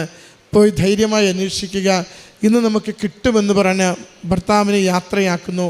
ഏതാനും മണിക്കൂറുകൾ കഴിയുമ്പോൾ മകൾ പറയുന്നുണ്ട്, 11 മണിയാകുമ്പോൾ വിളിച്ചു പറയുന്നു, ട്രാക്ടർ കണ്ടുകിട്ടിയെന്ന. പരിശുദ്ധമ്മയുടെ സവിധത്തിൽ നമ്മുടെ ജീവിതം എങ്ങനെ നവീകരിക്കുന്നുവോ അതിനെത്രയോ മടങ്ങധികമായി അമ്മ മാതാവ് നമ്മുടെ ജീവിതത്തിൻ്റെ നന്മകൾ വിതറിക്കൊണ്ട് ഞാൻ കൂടെയുണ്ടെന്ന് സാക്ഷ്യപ്പെടുത്തി തെളിയിച്ചു കൊണ്ടിരിക്കുന്നു. അതിൻ്റെ സന്തോഷവും സ്നേഹവുമാണ് മകൾ ഇന്ന് ഈ അൾത്താരയിൽ നന്ദി പറഞ്ഞുകൊണ്ട് അമ്മ മാതാവിന് സമർപ്പിക്കുന്നത്. കരഘോഷത്തോടുകൂടി കരങ്ങളടിച്ച് ഈ നല്ല സാക്ഷ്യത്തെ നമുക്ക് തിരുക്കുമാരനും അമ്മ മാതാവിനും സമർപ്പിക്കാം. ഞാൻ ദീപ. ഞാൻ തിരുവനന്തപുരം ജില്ലയിൽ ശ്രീകാര്യം ഇടവകയിൽ സെൻറ്റ് ക്രിസ്റ്റഫർ ചർച്ചിൽ നിന്നാണ് വരുന്നത്. ഇതെൻ്റെ ഭർത്താവ്, ഇത് മൂത്ത മകൻ, ഇത് ഇളയ മകൻ. എൻ്റെ മൂത്ത മകന് 3.5 വയസ്സായപ്പോഴാണ് ഞാൻ 2ാമത് പ്രഗ്നൻ്റ് ആകുന്നത്. പ്രഗ്നൻ്റായി 1.5 മാസമായപ്പോൾ അത് അബോർഷനായി. ആദ്യത്തെ സ്കാനിങ്ങിൽ കുഞ്ഞിന് പ്രശ്നമൊന്നുമില്ല. 2ാമത്തെ സ്കാനിങ് ആകുമ്പോൾ കുഞ്ഞിന് ഹാർട്ട് ബീറ്റ് ഇല്ല, ഇൻറ്റേർണൽ ബ്ലീഡിംഗ് ആണ്, ആക്കണമെന്ന് പറഞ്ഞു. അങ്ങനെ അത് അബോർഷൻ കഴിഞ്ഞു. വീണ്ടും 1.5 വർഷം കഴിഞ്ഞ് വീണ്ടും ഞാൻ പ്രഗ്നൻ്റ് ആവുകയാണ്. അതും ഇതേ സെയിം കാരണത്താൽ ആ കുഞ്ഞും അബോഷനായി. അപ്പോൾ വേറെ ടെസ്റ്റുകളെല്ലാം നടത്തി നോക്കി. അപ്പോൾ അതിലൊന്നും യാതൊരു പ്രശ്നവും എനിക്കില്ല. പിന്നെ മൂത്ത മകന് ആയിരുന്ന സമയത്ത് ഷുഗറിൻ്റെ കുറച്ച് പ്രശ്നം ഉണ്ടായിരുന്നു. അതും ഇപ്പോൾ ഇല്ല, ഷുഗറിൻ്റെ പ്രശ്നവും ഇല്ലായിരുന്നു. അങ്ങനെ ട്രീറ്റ്മെൻറ്റുകൾ ആയിട്ട് എടുക്കാനായിട്ട് വേറെ ഒന്നുമില്ല. അങ്ങനെ മുന്നോട്ട് പോയി. അപ്പോൾ 3ാമതായി വീണ്ടും ഞാൻ പ്രഗ്നൻ്റായി. അതും ഇതേ സെയിം കാരണത്താൽ അബോഷനായി. അപ്പോൾ എൻ്റെ അച്ഛൻ പറഞ്ഞു, ഇങ്ങനെ കലവൂരൊരു പള്ളിയുണ്ട്, നമ്മുടെ മാതാവിൻ്റെ ചർച്ചാണ്, അവിടെ നമുക്കൊന്ന് പോയി ഒരു ഉടമ്പടി എടുക്കാമെന്ന് പറഞ്ഞു. അപ്പോൾ അച്ഛൻ പറഞ്ഞത് കേട്ട് ഞങ്ങളിവിടെ വന്നു, ഒരു ഉടമ്പടി എടുത്ത് വീട്ടിൽ പോയി. ഞാൻ മുടങ്ങാതെ ചൊല്ലുമായിരുന്നു, പ്രാർത്ഥനയൊക്കെ ചൊല്ലുമായിരുന്നു, രാവിലെയും വൈകിട്ടുമൊക്കെ ചൊല്ലുമായിരുന്നു. അങ്ങനെ വീണ്ടും ഞാൻ പ്രഗ്നൻ്റായി. 1.5 മാസം ആയപ്പോഴത്തേക്ക് സ്കാനിങ് ചെയ്തു. അപ്പോൾ കുഞ്ഞിന് ഹാർട്ട് ബീറ്റ് ഉണ്ടെന്ന് കണ്ടു. അപ്പം എൻ്റെ മനസ്സുകൊണ്ട് ഞാൻ വിചാരിച്ചു, ഉടമ്പടിയൊക്കെ എടുത്തതല്ലേ, അപ്പം മാതാവ് തന്നെ എല്ലാ കാര്യങ്ങളും നോക്കിക്കോളും, ഞാൻ രാവിലെ പ്രാർത്ഥിച്ചില്ലെങ്കിലും ഒന്നും പ്രശ്നമില്ല എന്ന് വിചാരിച്ച് പ്രാർത്ഥനയിലൊക്കെ ഞാൻ ചെറുതായിട്ടൊന്ന് ഉഴപ്പി തുടങ്ങി. അങ്ങനെ വീണ്ടും 2ാമത്തെ സ്കാനിങ് ആയപ്പോൾ വീണ്ടും മുന്നത്തെ അവസ്ഥ തന്നെ എനിക്കുണ്ടായി. അത് കുഞ്ഞിന് ഹാർട്ട് ബീറ്റ് ഇല്ല, അബോർഷൻ ആക്കണമെന്ന് പറഞ്ഞു. വീണ്ടും പോയി അബോർഷനായി. അങ്ങനെ മാനസികമായിട്ട് ഞാൻ ഒരുപാട് തകർന്ന അവസ്ഥയായിരുന്നു, എന്ത് ചെയ്യണമെന്ന് അറിയില്ല. പിന്നെ വീണ്ടും ഇവിടെ വന്ന് 2ാമത് വന്ന് വീണ്ടും ഉടമ്പടി പുതുക്കി വീട്ടിൽ പോയി. അതിനുശേഷം മുടങ്ങാതെ രാവിലെ 5:30 ഉള്ള പ്രാർത്ഥന ചൊല്ലുമായിരുന്നു, മുടങ്ങാതെ പള്ളിയിൽ പോയി പള്ളിയിൽ കുർബാനകളിലെല്ലാം പങ്കെടുക്കുമായിരുന്നു, വൈകിട്ടത്തെ പ്രാർത്ഥനയെല്ലാം മുടങ്ങാതെ ചെല്ലുമായിരുന്നു. അങ്ങനെ ഇരിക്കെ ഞാൻ ഉടമ്പടി 2ാമത് പുതുക്കി 6 മാസം കഴിഞ്ഞപ്പോൾ വീണ്ടും ഞാൻ പ്രഗ്നൻ്റായി. അപ്പോൾ ഞാൻ എൻ്റെ ചേട്ടനോട് പറഞ്ഞു, ഞാൻ ഇനി ഹോസ്പിറ്റലിലേക്ക് വരില്ല, കൃപാസനത്തിൽ വന്ന് അച്ഛനെ വന്ന് ഞാൻ പ്രാർത്ഥിച്ചതിന് ശേഷം മാത്രമേ ഹോസ്പിറ്റലിലേക്ക് ഞാൻ വരുള്ളൂ എന്ന് പറഞ്ഞു. അങ്ങനെ പ്രഗ്നൻ്റ് ആയെന്നറിഞ്ഞ് എൻ്റെ പിറ്റേ ദിവസം ഞങ്ങളിവിടെ വന്ന് ഉടമ്പടി പുതുക്കി ജോസഫ് അച്ഛനെ കണ്ടു. അച്ഛൻ കൈവച്ച് പ്രാർത്ഥിച്ച് വയറ്റിൽ തൈലം പൂശി. ഇവിടെ വന്നപ്പോൾ ഒരു പോസിറ്റീവ് ഒരു എനർജിയാണ് എനിക്ക് കിട്ടിയത്. അങ്ങനെ വീട്ടിൽ പോയി 2 ദിവസം കഴിഞ്ഞ് സ്കാനിങ്ങിന് പോയപ്പോഴത്തേക്ക് കുഞ്ഞിന് വേറെ പ്രശ്നമൊന്നുമില്ല, ഹാർട്ട് ബീറ്റ് ഉണ്ടെന്ന് കണ്ടു. വീണ്ടും 2 ആഴ്ച കഴിഞ്ഞ് വീണ്ടും ഒരു സ്കാനിങ് ഉണ്ടായിരുന്നു. അപ്പോൾ ആ സ്കാനിങ് ആണ് മെയിനായിട്ടുള്ള സ്കാനിങ്. എപ്പോഴും 2ാമത്തെ സ്കാനിങ്ങിലാണ് എനിക്ക് ഹാർട്ട് ബീറ്റ് ഇല്ലാതെ കുഞ്ഞ് അബോർഷനാകും എന്ന് ഡോക്ടർ പറഞ്ഞിരുന്നത്. അങ്ങനെ 2ാമത്തെ സ്കാനിങ്ങിന് പോയി. ഒരുപാട് പ്രാർത്ഥിച്ച് ഒരുങ്ങിയാണ് ഞാൻ പോയത്. പോകുന്നതിന് ഈ സ്കാനിങ്ങിന് കയറുന്നതിന് തൊട്ട് മുന്നേ വരെയും ഞാൻ സാക്ഷ്യമെല്ലാം കേട്ടതിന് ശേഷമാണ് കയറിയത്. ആകെ തകർന്ന അവസ്ഥയായിരുന്നു. ഞാൻ ആ കയറിയ സമയത്ത് എനിക്ക് പറഞ്ഞറിയിക്കാൻ പറ്റില്ല. ഞാൻ കയറി, സ്കാനിങ് കഴിഞ്ഞ് പുറത്ത് വന്നു. കുറച്ച് കഴിഞ്ഞ് എൻ്റെ പേര് വിളിച്ചു, ദീപ വരണമെന്ന് പറഞ്ഞു. അങ്ങനെ ഞാൻ പോയി സ്കാനിങ് റിപ്പോർട്ട് നോക്കിയപ്പോഴത്തേക്ക് കുഞ്ഞിന് ഒരു കുഴപ്പമില്ല, 100% ഹാർട്ട് ബീറ്റ് ഉണ്ടെന്ന് അതിലെഴുതിയിട്ടുണ്ട്. അങ്ങനെ ഞാൻ ഡോക്ടറെ പോയി കണ്ടു. ഇപ്പോൾ ഡോക്ടർ പറഞ്ഞു കുഞ്ഞിന് വേറെ പ്രശ്നമൊന്നുമില്ല, എന്നാലും 5 മാസം വരെ നമുക്കൊരു ഇഞ്ചക്ഷൻ എടുക്കാം എന്ന് പറഞ്ഞു. അങ്ങനെ 5 മാസം വരെ ഇഞ്ചക്ഷൻ എടുത്തു. അതിനുശേഷം ഇഞ്ചക്ഷനൊന്നും വലുതായിട്ട് ഉണ്ടായിരുന്നില്ല. എനിക്ക് അധികം റെസ്റ്റ് എടുക്കേണ്ടി വന്നില്ല. എന്നാലും ഞാൻ എൻ്റെ ഒരു ഇതിൽ ഞാൻ റെസ്റ്റൊക്കെ എടുത്തു. കറക്റ്റ് 9 മാസം കഴിഞ്ഞപ്പോഴത്തേക്ക് എനിക്ക് ഒരു ആരോഗ്യമുള്ളൊരു കുഞ്ഞിനെ കിട്ടി. അതും ആൺകുഞ്ഞാണ് കിട്ടിയത്. ഞാൻ മാതാവിനോട് ഒരു കുഞ്ഞിന് വേണ്ടിയാണ് ആവശ്യപ്പെട്ടത്. പക്ഷേ മാതാവ് എനിക്കൊരു ആൺകുഞ്ഞിനെ തന്ന് അനുഗ്രഹിച്ചു. അമ്മ മാതാവിനും തിരുക്കുമാരനും എത്ര കോടി നന്ദി പറഞ്ഞാലും മതിയാവില്ല. അടുത്തെൻ്റെ 2ാമത്തെ സാക്ഷ്യം, ഇതെൻ്റെ മൂത്ത മകനാണ്. അവന് ടോൺസിലൈറ്റിസിൻ്റെ അസുഖം ഉണ്ടായിരുന്നു 2 വർഷം മുന്നേ. അത് ചെറിയ രീതിയിൽ വരും, മാറും, ചെറിയ രീതിയിൽ അങ്ങനെയാണ് വന്നുകൊണ്ടിരുന്നത്. അങ്ങനെ ഞാൻ ഈ പ്രഗ്നൻ്റ് ആയിരുന്ന സമയത്തും അവന് ഈ അസുഖം വന്നു. ഒരുപാട് അസുഖമൊക്കെ കൂടി, ആഹാരമൊന്നും കഴിക്കാൻ പറ്റാത്ത അവസ്ഥയായിരുന്നു. അങ്ങനെ ഡോക്ടറെ കണ്ടപ്പോൾ ഡോക്ടർ പറഞ്ഞു ഇത് പതിയെ മാറുള്ളൂ, സമയമെടുത്ത് മാറും, അതനുസരിച്ച് ഇവന് ആഹാരം പോലും കഴിക്കാൻ പറ്റാത്ത അവസ്ഥയായിരുന്നു. അങ്ങനെ ഞാൻ കരഞ്ഞ് പ്രാർത്ഥിച്ച് മാതാവിൻ്റെ ഉടമ്പടി തൈലം എടുത്ത് നെറ്റിയിൽ പൂശി പ്രാർത്ഥിച്ചതിൻ്റെ ഫലമായിട്ട് ആ രോഗത്തിൻ്റെ കാഠിന്യം ദിവസേന കുറഞ്ഞു വന്നു. അങ്ങനെ അത്ഭുതകരമായിട്ട് അവനും സൗഖ്യം പ്രാപിച്ചു. ഇനിയും സാക്ഷ്യം പറയാനാണെങ്കിൽ ഒരുപാടുണ്ട്, ചെറുതും വലുതുമായിട്ടുള്ള കാര്യങ്ങൾ ഒരുപാടുണ്ട്. എത്രയൊക്കെ നന്ദി പറഞ്ഞാലും, എൻ്റെ അമ്മ മാതാവിന് എത്രയൊക്കെ നന്ദി പറഞ്ഞാലും മതി വരില്ല. ഈശോയ്ക്ക് നന്ദി. വിശുദ്ധ ലൂക്കയുടെ സുവിശേഷം 1:49. ശക്തനായവൻ എനിക്ക് വലിയ കാര്യങ്ങൾ ചെയ്തിരിക്കുന്നു, അവിടുത്തെ നാമം പരിശുദ്ധമാണ്. ദീപ എന്ന ഈ മകൾ വലിയ സന്തോഷത്തോടും സ്നേഹത്തോടും കൂടി പരിശുദ്ധ കൃപാസന മാതാവിൻ്റെ സന്നിധിയിൽ മകളുടെ കുടുംബത്തിന് ലഭിച്ച വലിയ അനുഗ്രഹത്തിന് നന്ദി പറയുകയാണ്. നമ്മൾ ഒന്ന് മനസ്സിൽ വിചാരിക്കുമ്പോൾ അറിയാം എത്ര വലിയ ഹൃദയവേദനയിലൂടെയാണ് മകൾ കടന്നുപോയതെന്ന്. തുടർച്ചയായ 4 അബോർഷന് ശേഷം 5ാമതൊരു കുഞ്ഞിനെ കൂടി ഉദരത്തിൽ ഉരുവാകുമ്പോൾ അത് ഇനി വൈദ്യശാസ്ത്രത്തിലേക്കല്ല ഞാൻ ഓടുന്നത്, മറിച്ച് ദൈവതിരുസന്നിധിയിലേക്കാണ് എന്ന തീരുമാനമെടുത്തുകൊണ്ട് അമ്മ മാതാവിൻ്റെ തിരുനടയിലെത്തി ഉദരത്തിലുരുവായ കുഞ്ഞിനെ സമർപ്പിച്ച് പ്രാർത്ഥിക്കുകയും ജോസഫച്ചൻ്റെ പ്രത്യേകമായ സൈത്ത് പൂശിയുള്ള സൗഖ്യ പ്രാർത്ഥനയിൽ പങ്കുചേരുകയും അമ്മയുടെ സന്നിധിയിൽ അമ്മയുടെ പൈതലായി എൻ്റെ ഉദരത്തിൽ ഇതിന് പൂർണ്ണ വളർച്ച നൽകി അനുഗ്രഹിക്കണമേ എന്ന ആഗ്രഹത്തോടെ സമർപ്പിച്ച് ജീവിച്ച ദിവസങ്ങളെയാണ് മകൾ സാക്ഷ്യപ്പെടുത്തുന്നത്. വലിയ സങ്കടങ്ങളിൽ അമ്മ മാതാവ് കൊടുത്ത വലിയ സന്തോഷത്തെയാണ് മകൾ ഇതിലൂടെ പങ്കുവയ്ക്കുന്നത്. ഓരോ തവണയും ഓരോ കുഞ്ഞ് നഷ്ടപ്പെടുമ്പോഴും സഹോദരി അനുഭവിച്ച തീരാത്ത വേദന, ആവർത്തിച്ചുള്ള നിരാശ, സങ്കടങ്ങൾ എല്ലാം മാതാവിൻ്റെ കരങ്ങളിൽ കൊടുത്തുകൊണ്ട് എൻ്റെ അമ്മ മാതാവിന് എൻ്റെ ഉദരത്തെ, ഗർഭപാത്രത്തെ ബലവത്താക്കാനും ഉരുവാകുന്ന കുഞ്ഞിനെ അതിൽ സംരക്ഷിക്കുവാനും തക്ക സമയത്ത് പൂർണ്ണ ആരോഗ്യത്തോടു കൂടി പ്രദാനം ചെയ്യുവാനും പറ്റുമെന്ന മകളുടെ വിശ്വാസവും ജീവിത പങ്കാളിയുടെ പ്രാർത്ഥനയും അതാണ് ഉടമ്പടി ജീവിതത്തിൽ ഈ മക്കൾക്ക് കൊടുത്ത പൂർണ്ണമായ വിശ്വസ്തതയും ധൈര്യവും. ഉടമ്പടി ജീവിതം ആദ്യമൊന്ന് ഉഴപ്പിയെങ്കിലും പിന്നീട് എത്ര കണ്ട് അതിനെ സ്നേഹിച്ചുകൊണ്ട് ജീവിച്ചുവെന്നും അമ്മയിൽ ആശ്രയിച്ചുകൊണ്ട് ഓരോ പരിശോധനകളും നടത്തിയെന്നും അമ്മ മാതാവ് എനിക്ക് നൽകുന്ന ഈ കുഞ്ഞിന് വേണ്ടി ഞാൻ സന്തോഷത്തോടു കൂടി എൻ്റെ ജീവിതത്തെ നവീകരിക്കുമെന്ന് തീരുമാനിച്ചുകൊണ്ട് ആ ഉടമ്പടിയുടെ ഓരോ നിബന്ധനകളെയും ഹൃദയപൂർവ്വം സ്വീകരിച്ച് പാലിച്ചതിൻ്റെ സാക്ഷ്യമാണ് മകൾ പങ്കുവയ്ക്കുന്നത്.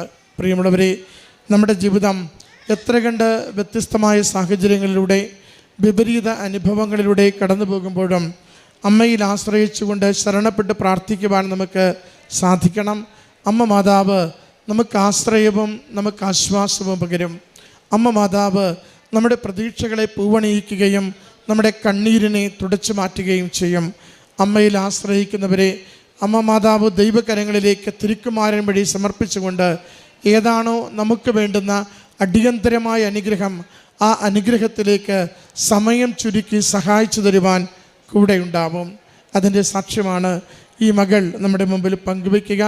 ഈ മകൾക്ക് ലഭിച്ച ഈ കുഞ്ഞിനെ ഓർത്ത് അമ്മ മാതാവിനും തിരുക്കുമാരനും ഒത്തിരി നന്ദി പറഞ്ഞുകൊണ്ട് മകൾക്ക് നൽകിയ സന്തോഷത്തിന് ദൈവസന്നിധിയിൽ നന്ദി പറഞ്ഞുകൊണ്ട് കരങ്ങളടിച്ച് ഈ സാക്ഷ്യം നമുക്ക് സമർപ്പിക്കാം. അമ്മ മാതാവിനും തിരുക്കുമാരനും 1000 നന്ദി. എൻ്റെ പേര് അരുൺ, ഇതെൻ്റെ അമ്മയാണ്, പേര് അംബിക. ഞങ്ങൾ കോട്ടയം ജില്ലയിൽ ആർമാനൂർ എന്ന സ്ഥലത്ത് വരുന്നു. ഞങ്ങൾ ക്രൈസ്തവരാണ്. എന്നിരുന്നാലും പണ്ട് മുതലേ ഞങ്ങൾ ദൈവത്തിലും മാതാവിലും ഈശോയിലും വിശ്വസിക്കുന്ന ഒരാളാണ്. ഞാൻ എൻ്റെ ചെറുപ്പം തൊട്ട് ഞാൻ എൻ്റെ വീടിനടുത്തുള്ളൊരു പള്ളി, മംഗളവാർത്ത മാതാവിൻ്റെ പള്ളി, അവിടെ പോകുമായിരുന്നു. വൈകുന്നേരങ്ങളിൽ എന്നും പോയി തിരി കത്തിക്കുകയും അവിടുത്തെ വിളക്ക് തിരിവെച്ച് കത്തിക്കുകയും ചെയ്യുമായിരുന്നു. ഞാൻ ആദ്യമായിട്ട് ഈ സന്നിധിയിൽ വന്നത് 2021 അന്ന് ഞാൻ വരുമ്പോൾ എനിക്കിവിടെ മാതാവ് പ്രത്യക്ഷപ്പെട്ട സ്ഥലമാണെന്നോ ഉടമ്പടി ഉണ്ടെന്നോ ഒന്നും അറിഞ്ഞിരുന്നില്ല. വരാനുണ്ടായ സാഹചര്യം, എൻ്റെ വീടിനടുത്തുള്ളൊരു ആൻറ്റി, ലില്ലി ആൻറ്റി അമ്മയോട് പറഞ്ഞു, ഇങ്ങനെ ഒരു പള്ളിയുണ്ട്, നമുക്ക് പോയാലോ. അപ്പം ഞാനും അമ്മയും എൻ്റെ ചേച്ചിയുടെ കുട്ടിയായിട്ടാണ് ഇവിടെ വന്നു സാധാരണ പോലെ തന്നെ മാതാവിനോട് പ്രാർത്ഥിച്ചു ഇവിടെ നിന്ന് പോയി. പക്ഷേ ഈ 2024 ഞാൻ ഈ ഉടമ്പടി ഉണ്ടെന്നും എന്തൊക്കെയാണ് എന്ന് കൃപാസനത്തെക്കുറിച്ച് കൂടുതൽ അറിഞ്ഞതും.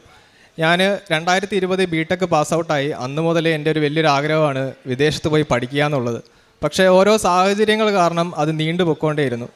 ഈ കൊല്ലം ഞാൻ ജൂലൈ 10 ഇവിടെ വന്ന് ഉടമ്പടി എടുത്തത്. ഞാൻ ഉടമ്പടി എടുക്കുന്നതിന് മുന്നേ തന്നെ കൃപാസനത്തെക്കുറിച്ച് അറിഞ്ഞപ്പോൾ മാതാവിൻ്റെ സായാഹ്ന പ്രാർത്ഥനയെല്ലാം യൂട്യൂബിൽ നിന്ന് നോക്കി ബുക്കിൽ എഴുതി വെച്ച് ഞാൻ പ്രാർത്ഥിക്കുമായിരുന്നു. ഞാനും അമ്മയും ഒരുമിച്ചായിരുന്നു എന്നും പ്രാർത്ഥിക്കുന്നത്. അപ്പോൾ ഞാൻ ജൂലൈ 10 ഇവിടെ വന്ന് ഉടമ്പടി എടുത്തു. ഉടമ്പടി എടുക്കാം, ഞാൻ ഒറ്റയ്ക്കാണ് വന്നത്. എനിക്കിവിടെ എങ്ങനെയാണ് ഉടമ്പടി എടുക്കേണ്ടത് എന്നൊന്നും അറിയത്തില്ലായിരുന്നു. വന്ന് ഓരോരുത്തരോട് ചോദിച്ചു, പറഞ്ഞതനുസരിച്ച് ചെയ്തു. ഇവിടെ വന്ന് അവിടെ പ്രദക്ഷിണം ചെയ്യുമ്പോഴത്തേക്കിനും എനിക്ക് മാതാവിനെയാണ് കൈ കിട്ടിയത്. അത് കിട്ടിയത് അവിടെ വെച്ച് എനിക്കിങ്ങനെ ടോക്കൺ ഓരോന്നും അവിടുത്തെ സിസ്റ്ററമ്മ പറഞ്ഞു, ഒരു ടോക്കൺ എടുക്കുക, പഠിക്കാൻ പോകുന്ന ആരൊക്കെയുണ്ട്, ഞാൻ ഉണ്ടെന്ന് പറഞ്ഞു. അപ്പം നീ എടുക്കടാ മോനെ എന്നോട് പറഞ്ഞു. അപ്പം ഞാൻ എടുത്തപ്പോഴും ഞാനത് നോക്കിയില്ല, കൈ തന്നെ വെച്ചു. അത് കഴിഞ്ഞ് ഓരോരുത്തരും എനിക്ക് മുത്തക്കൊട കിട്ടി, അങ്ങനെ എല്ലാം പറഞ്ഞു. അവസാനം ഞാൻ നോക്കിയപ്പം കയ്യിൽ എനിക്ക് മാതാവെന്ന് കിട്ടി. അപ്പം ഞാൻ താഴെ സ്റ്റെപ്പ് ഇറങ്ങിയിട്ട് കഴിഞ്ഞപ്പോൾ എൻ്റെ കയ്യിലോട്ട് മാതാവിനെ തന്നപ്പം എനിക്ക് വല്ലാത്ത സന്തോഷമായിരുന്നു ഉണ്ടായത്. അത് ഞാൻ ഇവിടുന്ന് ഇറങ്ങിയ പാടെ അമ്മേനെ ഞാൻ വിളിച്ചു പറഞ്ഞു, അമ്മേ ഇങ്ങനെയാണ് ഉടമ്പടി എടുക്കുന്നത്, അപ്പോൾ എനിക്ക് മാതാവിനെ കിട്ടിയെന്ന് പറഞ്ഞു. അപ്പോൾ ആ അമ്മ എന്നോട് പറഞ്ഞത്, എടാ നീ ഒന്നുകൊണ്ടും പേടിക്കണ്ട, നിൻ്റെ കാര്യം എല്ലാം മാതാവ് ഏറ്റെടുത്തിട്ടുണ്ട്, നിൻ്റെ ആഗ്രഹം എല്ലാം അതേപടി നടക്കുമെന്ന് പറഞ്ഞു. അതേപോലെ തന്നെ ഞാൻ മാതാവിനോട് പ്രാർത്ഥിക്കാൻ തുടങ്ങി. എന്നും ഞങ്ങൾ രാവിലത്തെയും വൈകുന്നേരത്തെയും പ്രാർത്ഥന ഒരുമിച്ചായിരുന്നു ചെല്ലുന്നത്. അപ്പോൾ പിന്നെ ജപമാല ചെല്ലാൻ തുടങ്ങി. ആദ്യമൊക്കെ എനിക്ക് ജപമാല ചെല്ലുമ്പം 1/2 മണിക്കൂർ 3/4 മണിക്കൂർ എടുക്കും. അപ്പം എനിക്കൊരു ബുദ്ധിമുട്ടായത്. പിന്നീട് എനിക്ക് ദിവസവും ഞങ്ങൾ ജപമാല ഒരു ദിവസം ഈ നിമിഷം വരെ എല്ലാ ദിവസവും ഞാൻ ജപമാല ചെല്ലും, എൻ്റെ അമ്മയും ചെല്ലും. അപ്പം ഞാൻ പ്രാർത്ഥിച്ച് തുടങ്ങിയതിന് ശേഷം ഞാൻ മാതാവിനോട് പറഞ്ഞു, ഇവിടെ എല്ലാ മാസവും ഞങ്ങൾ വരും. അപ്പം വന്നപ്പോൾ ഞാൻ പറഞ്ഞു, മാതാവേ ഞാൻ സാക്ഷ്യം പറഞ്ഞോളാം, എൻ്റെ ഈ ഉടമ്പടി ഇരിക്കുമ്പോൾ തന്നെ എനിക്ക് വിസയുടെ പ്രോസസ്സിങ് എല്ലാം കംപ്ലീറ്റ് ചെയ്യാൻ പറ്റണേന്ന് പറഞ്ഞു. 3 മാസം തീരുന്നത് ഒക്ടോബർ 10 ആയിരുന്നു. അന്ന് തന്നെ എനിക്ക് വിസ പ്രോസസ്സിങ്ങിനെ ബയോമെട്രിക്സ് ഉൾപ്പെടെ കംപ്ലീറ്റ് ചെയ്യാൻ പറ്റി. അത് മാതാവിൻ്റെ വലിയൊരു അനുഗ്രഹമായിട്ട് ഞാൻ പ്രാർത്ഥിക്കുന്നു. ആ വിസയ്ക്ക് സബ്മിറ്റ് ചെയ്തതിന് ശേഷമാണെങ്കിലും എനിക്ക് വിസ വരാനായിട്ട് വളരെയധികം ഡിലേ വന്നു. ഒക്ടോബർ 7 ഞാൻ വിസ ഫയൽ ചെയ്തു. അത് കഴിഞ്ഞിട്ട് എനിക്ക് പാസ്പോർട്ട് റിക്വസ്റ്റ് ലെറ്റർ വന്നിട്ടും പാസ്പോർട്ട് അയച്ചു. സാധാരണ 8 ദിവസം 10 ദിവസത്തിനുള്ളിൽ പാസ്പോർട്ട് വരുന്നിടത്ത് എനിക്ക് 20 ദിവസമായിട്ടും വരുന്നില്ല. ആ 12 ദിവസത്തോളം കഴിഞ്ഞപ്പം ഞാനും അമ്മയും കൂടെ പ്രാർത്ഥിച്ചു, അമ്മ മാതാവിൻ്റെ ഈ പ്രത്യക്ഷപ്പെട്ട 7-ാം തീയതിക്കുള്ളിൽ എനിക്ക് ഒരു തീരുമാനമാക്കി തരണം മാതാവേ, എല്ലാം മാതാവിൽ അർപ്പിച്ചേക്കുമെന്ന് പറഞ്ഞു. അതേപോലെ തന്നെ ഈ മാസം ഡിസംബർ 6-ാം തീയതി വൈകിട്ട് എനിക്ക് മെസ്സേജ് വന്നു, വിസ അപ്രൂവലായിട്ടുള്ള എൻ്റെ ലെറ്റർ ഓഫ് ഇൻട്രൊഡക്ഷൻ എനിക്ക് കിട്ടി. അതുണ്ടെങ്കിൽ മാത്രമേ കാനഡയ്ക്കാണ് ഞാൻ പോകുന്നത്. കാനഡയിൽ എൻ്റർ ചെയ്യാനായിട്ടോ നമുക്ക് പഠിക്കാനായിട്ടോ പറ്റത്തുള്ളൂ. ഈ 7-ാം തീയതി തന്നെ രാവിലെ എനിക്കൊരു കോൾ വന്നു. അത് ബ്ലൂ ഡാർട്ടിൽ നിന്നുള്ളതായിരുന്നു. പാസ്പോർട്ട് കളക്ട് ചെയ്യാൻ പറഞ്ഞു. ഞാൻ അമ്മയോട് പറഞ്ഞില്ല, ഞാൻ ചെന്ന് മേടിച്ചതിന് ശേഷം ആ വിസ കണ്ടതിന് ശേഷമാണ് ഞാൻ കൊണ്ട് അമ്മയുടെ കൊടുത്തത്. ഞങ്ങൾ ഡേറ്റ് ഇട്ട് പ്രാർത്ഥിച്ചതുപോലെ തന്നെ ആ 7-ാം തീയതിക്കുള്ളിൽ അമ്മ എൻ്റെ ആഗ്രഹം സാധിച്ചു തന്നു. ഇതോടൊപ്പം തന്നെ എനിക്ക് പറയാനുള്ള മറ്റൊരു സാക്ഷ്യം, ഞാൻ നവംബർ മാസത്തിൽ പെട്ടെന്നൊരു ദിവസം എനിക്ക് വലത്തെ കണ്ണിൽ ഒരു മങ്ങൽ വന്നു, മൂടലായിട്ട് രീതിയിൽ. അത് കഴിഞ്ഞ് ഞാൻ നവംബർ 6-ാം തീയതിയാണ് ഒരു ഐ ഹോസ്പിറ്റലിൽ പോയി. അവിടെ ചെന്നപ്പോഴത്തേക്കും ആദ്യം ഒരു ഡോക്ടറെ കണ്ടു. കണ്ണിൻ്റെ പ്രഷർ വളരെയധികം കൂടുതലാണെന്ന് പറഞ്ഞു. അപ്പോൾ അവിടുത്തെ തന്നെ ഒരു ചീഫ് ഡോക്ടറെ ഞാൻ കണ്ട ഡോക്ടർ പറഞ്ഞു, ആ ഡോക്ടറെ ഒന്ന് കണ്ടേക്ക്, നമുക്കൊരു സജഷൻ ഒന്നുകൂടെ നോക്കാമല്ലോ എന്ന് പറഞ്ഞു. അപ്പോൾ അവിടെ ചെന്നപ്പം ഡോക്ടർ എന്നോട് ചോദിച്ചു, ഇതിനു മുമ്പ് കണ്ണിസൂക്കേട് വരുമോ എന്തെങ്കിലും ഉണ്ടോ? ഞാൻ പറഞ്ഞു, എൻ്റെ ജീവിതത്തിൽ ഇതുവരെ വന്നിട്ടില്ല. അന്നേരം ഡോക്ടർ പറഞ്ഞു, ഈ പ്രായത്തിൽ നിനക്ക് ഈ കണ്ണിൽ ഇത്രയും പ്രഷർ 40 എന്ന് പറഞ്ഞ പ്രഷർ വരേണ്ട ഒരു സാഹചര്യമില്ല, വൈറലായിട്ടുള്ള ഇതിനു മുൻപ് വന്ന സാഹചര്യം ഇല്ലാത്ത സ്ഥിതിക്ക് ഗ്ലോക്കോമയാണോ എന്നൊരു സംശയം പറഞ്ഞു. ഡോക്ടർ തന്നെ അവിടുത്തെ സ്റ്റാഫിനെ വിളിച്ച് ഗ്ലോക്കോമ സ്പെഷ്യലിസ്റ്റ് ആയിട്ടൊരു ഡോക്ടറിലേക്ക് എന്നെ റെഫർ ചെയ്തു. അന്നേരം എന്നോട് പറഞ്ഞു, അപ്പോയിൻമെൻറ്റ് ഈ ആഴ്ച തന്നെ വേണമെന്ന് പറഞ്ഞ് നവംബർ 9-ാം തീയതിക്ക് ഒരു അപ്പോയിൻമെൻറ്റ് എടുത്തു. പാലാരിവട്ടത്തിൽ നിന്ന് കാണാനാണ് എന്നോട് പറഞ്ഞത്. അപ്പോൾ അതിനു മുന്നേ ആ സമയത്ത് തന്നെയാണ് എനിക്ക് പാസ്പോർട്ട് റിക്വസ്റ്റ് ലെറ്റർ വന്നത്. ഈ ഡോക്ടറുടെ ഹോസ്പിറ്റലിൽ വന്ന ദിവസം തന്നെ. അപ്പോൾ ഞാൻ വിചാരിച്ചു, അമ്മ എനിക്ക് ഇത്രയും നല്ലൊരു സന്തോഷം വന്നിട്ട് എനിക്കത് ആ സന്തോഷം അനുഭവിക്കാൻ പറ്റുന്നില്ലല്ലോ, കണ്ണിന് ഇങ്ങനെ ഒരു പ്രശ്നം വന്നു. കാരണം ഞാൻ ഇപ്പോൾ കാനഡയ്ക്ക് പോയി കഴിഞ്ഞാൽ തന്നെ അവിടെ ഡോക്ടറെ കാണാനും പറ്റുകളും എല്ലാം ഭയങ്കര ബുദ്ധിമുട്ടാണ്. ഈ ഗ്ലോക്കോമയെന്ന് പറഞ്ഞാൽ കണ്ണിൻ്റെ ഞരമ്പിന് വരുന്ന ഒരു ഡാമേജ് കാരണം ചിലപ്പം ഐസൈറ്റ് പോകാതിരിക്കാം, ഡാമേജ് ആണ് ഒരു അസുഖം എന്ന് പറഞ്ഞാൽ. അപ്പം അമ്മ പറഞ്ഞു, ശരി നീ പാസ്പോർട്ട് അയക്കുന്നതിന് മുമ്പും ഡോക്ടറെ കാണുന്നതിന് മുമ്പ് നമുക്കിവിടെ വരാം, അച്ഛനെ കണ്ട് പ്രാർത്ഥിക്കാം. ഇവിടെ വന്നു. നവംബർ 8-ാം തീയതി അച്ഛനെ കണ്ടു. അച്ഛനോട് പറഞ്ഞു സങ്കടം. അച്ഛൻ എൻ്റെ കണ്ണിൽ തൊട്ട് പ്രാർത്ഥിച്ചു. എൻ്റെ പാസ്പോർട്ട് മാതാവിൻ്റെ മുമ്പിലും കൊണ്ടുപോയി പ്രാർത്ഥിച്ചു. അതിനുശേഷമാണ് ഞാൻ നവംബർ 9-ാം തീയതി പാലാരിവട്ടത്തിൽ പോകുന്നത്. അവിടെ ചെന്നപ്പോഴത്തേക്കും ഡോക്ടർ നോക്കിയിട്ട് പറഞ്ഞു, പ്രഷർ മൊത്തത്തിൽ കുറഞ്ഞിട്ടുണ്ട്, ചെറിയൊരു നീർക്കെട്ടിൻ്റെ ഉള്ളൂ. അങ്ങനെയാണ് ഈ കണ്ണിൽ മരുന്നൊഴിച്ചിട്ട് നെർവിൻ്റെ ഡോക്ടറെ കാണാമെന്ന് പറഞ്ഞു. നെർവിൻ്റെ ഡോക്ടറെ കണ്ടപ്പോൾ ഡോക്ടർ പറഞ്ഞു, ഇല്ല പ്രശ്നമൊന്നുമില്ല. ഡോക്ടർ കുറേ സമയം എടുത്തപ്പോഴത്തേക്കിനും എനിക്ക് വല്ലാത്ത ബുദ്ധിമുട്ടായി, എന്തെങ്കിലും പ്രശ്നമാണോ, കുറേ നേരം എടുത്തു കണ്ണ് ടെസ്റ്റ് ചെയ്യാനായിട്ട്. അപ്പോഴെല്ലാം ഇവിടുന്ന് കിട്ടിയ കാശ് രൂപവും അച്ഛൻ തന്ന കാശ് രൂപവും കയ്യിലിങ്ങനെ മുറുക്കെ പിടിച്ചാണ് ഞാൻ പ്രാർത്ഥിക്കുന്നത്. പ്രാർത്ഥിച്ച് അന്നേരം ഡോക്ടർ പറഞ്ഞു, കുഴപ്പമില്ല, ഇനി ഇങ്ങോട്ട് വരണ്ട, കോട്ടയത്ത് തന്നെ കണ്ടാൽ മതി, എന്തെങ്കിലും പ്രശ്നമുണ്ടെങ്കിൽ കണ്ണിൻ്റെ നെർവിനൊന്നും പ്രശ്നമില്ല. അമ്മ മാതാവിൻ്റെ അനുഗ്രഹം കൊണ്ട് മാത്രമാണെന്ന് ഞാൻ ഉറച്ചു വിശ്വസിക്കുന്നു. ചെറുതും വലുതുമായിട്ടുള്ള ഒരുപാട് അനുഗ്രഹങ്ങൾ മാതാവ് ഈ കാലയളവിൽ എനിക്ക് തന്നു. ഒരു അനുഭവം എന്ന് തന്നെ പറഞ്ഞാൽ, ഞാൻ ഉടമ്പടി എടുത്തതിന് ശേഷം എനിക്കൊരു സ്വപ്നമുണ്ടായി. എനിക്ക് നേരെ വന്ന് എന്തോ ബോളാണോ എന്തോ എനിക്ക് വ്യക്തതയില്ല, ഞാനത് എറിയാനായിട്ട് കൈ ഉയർത്തി. അപ്പോൾ എൻ്റെ ഒരു സുഹൃത്ത്, ഞാൻ അവനെ കണ്ടിട്ട് മാസങ്ങളായി, ഞാൻ ഉടമ്പടി എടുത്തോ ഒന്നും അറിയത്തില്ല. സ്വപ്നത്തിൽ എന്നോട് പറയാം, എടാ നീ ഉടമ്പടി എടുത്തേക്കുമല്ലേ, എന്നിട്ടാണോ ഇങ്ങനെ ചെയ്യുന്നത്? അത് കഴിഞ്ഞ ഉടനെ ഞാൻ പെട്ടെന്ന് ഞെട്ടി എഴുന്നേറ്റു. ഞാൻ വിശ്വസിക്കുന്ന ഉടമ്പടിയിലിരിക്കുമ്പം ഞാൻ ചെയ്യാൻ പാടില്ലാത്ത ചിന്തയോ അല്ലെങ്കിൽ പ്രവൃത്തിയോ ചെയ്തത് മാതാവ് എനിക്കൊരു സൂചനയായിട്ട് തന്നതായിരിക്കാം എന്ന് ഞാൻ വിശ്വസിക്കുന്നു. ഈ ഉടമ്പടിയിൽ ഇരിക്കുന്ന സമയത്ത് നല്ല രീതിയിൽ പ്രാർത്ഥിക്കാനും എല്ലാത്തിനും എനിക്ക് സാധിച്ചു. പ്രേക്ഷിത പ്രവർത്തനമായിട്ട് ഞാൻ ചെയ്തത് എല്ലാ മാസവും ഇവിടെ വന്ന് പത്രം കൊണ്ടുപോയി അത് പള്ളികളിലും അല്ലാതെയുള്ള ആശുപത്രികളിലും കൊടുക്കാറുണ്ടായിരുന്നു. പിന്നെ എല്ലാ മാസത്തിലും ആശുപത്രിയിലുള്ള രോഗികൾക്കും വഴിയോരങ്ങളിൽ ഇരിക്കുന്ന ആളുകൾക്കും ഞങ്ങൾ ആഹാരം കൊടുക്കാറുണ്ടായിരുന്നു. എല്ലാ അനുഗ്രഹങ്ങൾക്കും മാതാവിനും തിരുക്കുമാരനും കൊടാനുകൂടി നന്ദി ഞാൻ പറയുന്നു. ലൂക്കായുടെ വിശുദ്ധ സുവിശേഷം 2-ാം അധ്യായം 10-ാം തിരുവചനം അരുളി ചെയ്യുന്നു, ഇതാ സകല ജനതകൾക്കും വേണ്ടിയിട്ടുള്ള സന്തോഷത്തിൻ്റെ സദ്വാർത്ത ഇന്ന് നിങ്ങൾക്കായി ജനിച്ചിരിക്കുന്നു, ഉദയം ചെയ്തിരിക്കുന്നു. ഇവിടെ ഈശോയുടെ ജനനത്തെക്കുറിച്ച് ആട്ടിടയന്മാർക്ക് ദൈവദൂതൻ്റെ ദൂതാണ് നാം ഈ കേൾക്കുന്ന തിരുവചനം. സകല ജനതകൾക്കും വേണ്ടിയിട്ട് പൂജാതനായ ക്രിസ്തു ഇന്ന് കൃപാസനത്തിലെ ഉടമ്പടി അനുഭവത്തിലൂടെ എങ്ങനെയാണ് ഓരോ കുടുംബത്തിലേക്കും സന്ദർശനം ചെയ്യുന്നത്, ഓരോ വ്യക്തികളുടെ ജീവിതത്തിലേക്കും ക്രിസ്തു അനുഭവം കടന്നു വരുന്നത്. അങ്ങനെ ഇന്ന് അരുൺ എന്ന മകനും അംബിക എന്ന അമ്മയും ഇവിടെ വന്ന് തങ്ങളുടെ ഈ അനുഭവ സാക്ഷ്യം പങ്കുവയ്ക്കുമ്പോൾ അവരുടെ ജീവിതത്തിൽ, അരുണിൻ്റെ ജീവിതത്തിൽ അരുൺ 1 വർഷത്തോളമായി ആഗ്രഹിക്കുന്ന PG പഠനം, BTech കഴിഞ്ഞ മകനാണ്. തനിക്ക് ഹയർ സ്റ്റഡീസ് എബ്രോഡ് പോകണം, കാനഡ എന്ന ദേശവും സ്വപ്നം കണ്ട് ഈ മകൻ അങ്ങനെ കഴിയുമ്പോൾ തനിക്ക് ഒന്നിനും സാധ്യമായിരുന്നില്ല. തനിക്ക് ഒത്തിരിയേറെ തടസ്സങ്ങളായിരുന്നു, സാമ്പത്തികമായിട്ടുള്ള ബുദ്ധിമുട്ടുകൾ, അതുപോലെ ഒന്നും മുമ്പോട്ട് പോകാൻ പറ്റാത്ത അവസ്ഥ. എങ്ങനെയാണ് അരുൺ തൻ്റെ ചെറുപ്രായത്തിൽ പരിശുദ്ധ അമ്മയുടെ തിരുനടയിൽ തിരിവെക്കുന്ന ആ തൻ്റെ ആ ഹൃദയത്തിൻ്റെ അവസ്ഥ, അമ്മ എങ്ങനെയാണ് അത് ഈ മകന് പിന്നീട് ഈ മകൻ ഉടമ്പടി ജീവിതത്തിലേക്ക് കടന്നു വരുമ്പോൾ, അതായത് അതൊക്കെ അമ്മ ഇങ്ങോട്ട് ഈ മകനെ അടുപ്പിച്ച അമ്മയുടെ അനുഭവങ്ങൾ തന്നെയാണ് ഈ മകന് കൊടുത്തത്. അങ്ങനെ താൻ ചെറുപ്പത്തിലെ തന്നെ പ്രാർത്ഥിക്കുമായിരുന്നു, പള്ളിയിൽ പോകുമായിരുന്നു, തിരിയൊക്കെ തെളിക്കുമായിരുന്നു എന്നൊക്കെ ഈ കുടുംബം ഇന്നിവിടെ സാക്ഷ്യപ്പെടുത്തുമ്പോൾ അതാണ് ഈ മകന് ഇങ്ങോട്ട് വരുവാനും കൂടുതൽ തീഷ്ണതയോടെ തൻ്റെ അമ്മയോടുള്ള തൻ്റെ സ്നേഹം, ഈശോയോടുള്ള സ്നേഹം, ഇതെല്ലാം ഈ മകന് പ്രകടിപ്പിക്കുവാനും തൻ്റെ ജീവിതം ഇന്നൊരു സാക്ഷ്യമായിട്ട് മറ്റുള്ളവരുടെ മുമ്പിൽ പറയുവാനുമൊക്കെ സാഹചര്യം ഒരുക്കിയത്. അരുൺ ഇവിടെ പറഞ്ഞ കാര്യം, താൻ ഡേറ്റ് ഇട്ട് പ്രാർത്ഥിച്ചു, തൻ്റെ ഉടമ്പടി തീരുന്നതിന് മുൻപ് തന്നെ തനിക്ക് ഒരു അനുഭവം അമ്മ തരണം. അതെത്ര വ്യക്തമായിട്ടാണ് അമ്മ അതിലിടപെടുക. അതായത് നാം ഓരോ വാക്കും പറയുമ്പോൾ നമ്മുടെ തോളോട് തോൾ ചേർന്ന് നിന്ന് കേൾക്കുന്ന ഒരാളായിട്ട് അമ്മ മാറുകയല്ലേ? നാം പറയുന്ന ഓരോ വാക്കും അമ്മ കേൾക്കുകയല്ലേ ചെയ്യുന്നത്? അതല്ലേ നമുക്ക് ഈ അനുഭവങ്ങളിലൂടെയൊക്കെ നമുക്ക് പറയാതെ തന്നെ നമ്മുടെ ഹൃദയത്തിൽ നമുക്ക് തോന്നുന്നത് അത് തന്നെയല്ലേ?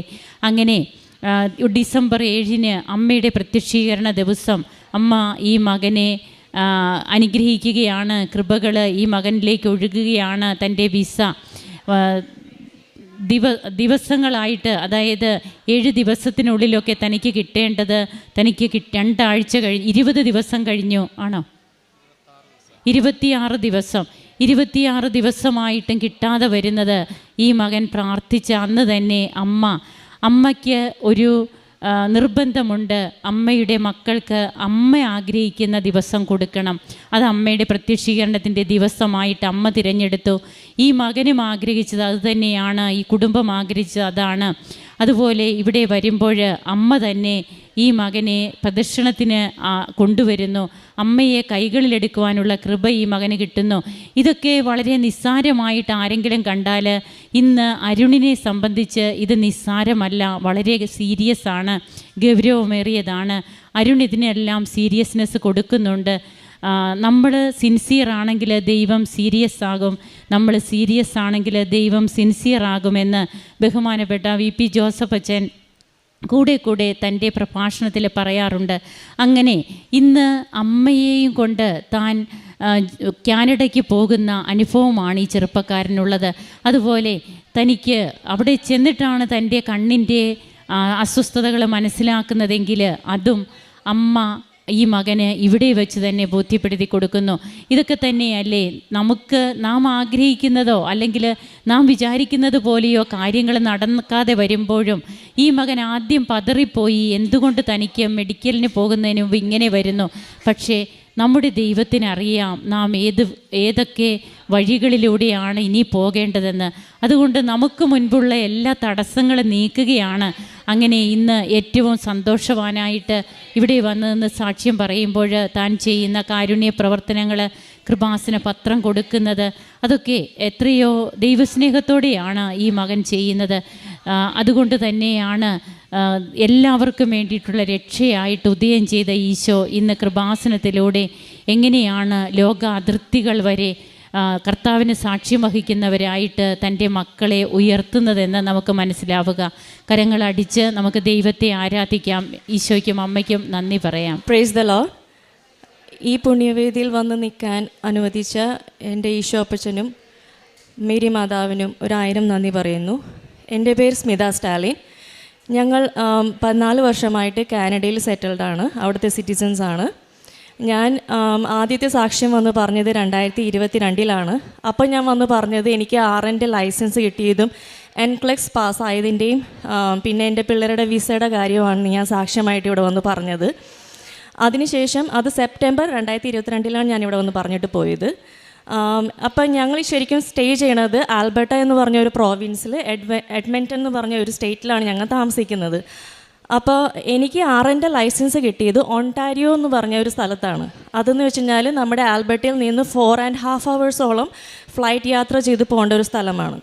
അപ്പോൾ ആ സമയത്തെന്ന് വെച്ച് കഴിഞ്ഞാൽ ആൽബർട്ടയിൽ RNൻ്റെ ലൈസൻസ് കിട്ടണമെന്ന് വെച്ച് കഴിഞ്ഞാൽ ഭയങ്കര പാടുള്ള കാര്യമായിരുന്നു. ലൈക്ക് റൂൾസ് ഭയങ്കര ഹാർഡായിരുന്നു.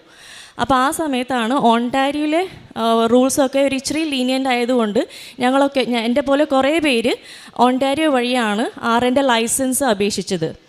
അപ്പോൾ ഇപ്പോൾ സംഭവം എന്ന് വെച്ച് കഴിഞ്ഞാൽ നമുക്ക് RNൻ്റെ ലൈസൻസ് ഒണ്ടാരിയോയിൽ കിട്ടിയതുകൊണ്ട് ആൽബർട്ടയിലേക്ക് ഞാൻ ആ ലൈസൻസ് ട്രാൻസ്ഫർ ചെയ്യണമെങ്കിൽ ഞാൻ ഈ ഒണ്ടാരിയോ എന്ന് പറഞ്ഞ സ്ഥലത്ത് പോയിട്ട് 1135 hours ഞാൻ അവിടെ പോയി വർക്ക് ചെയ്യണം.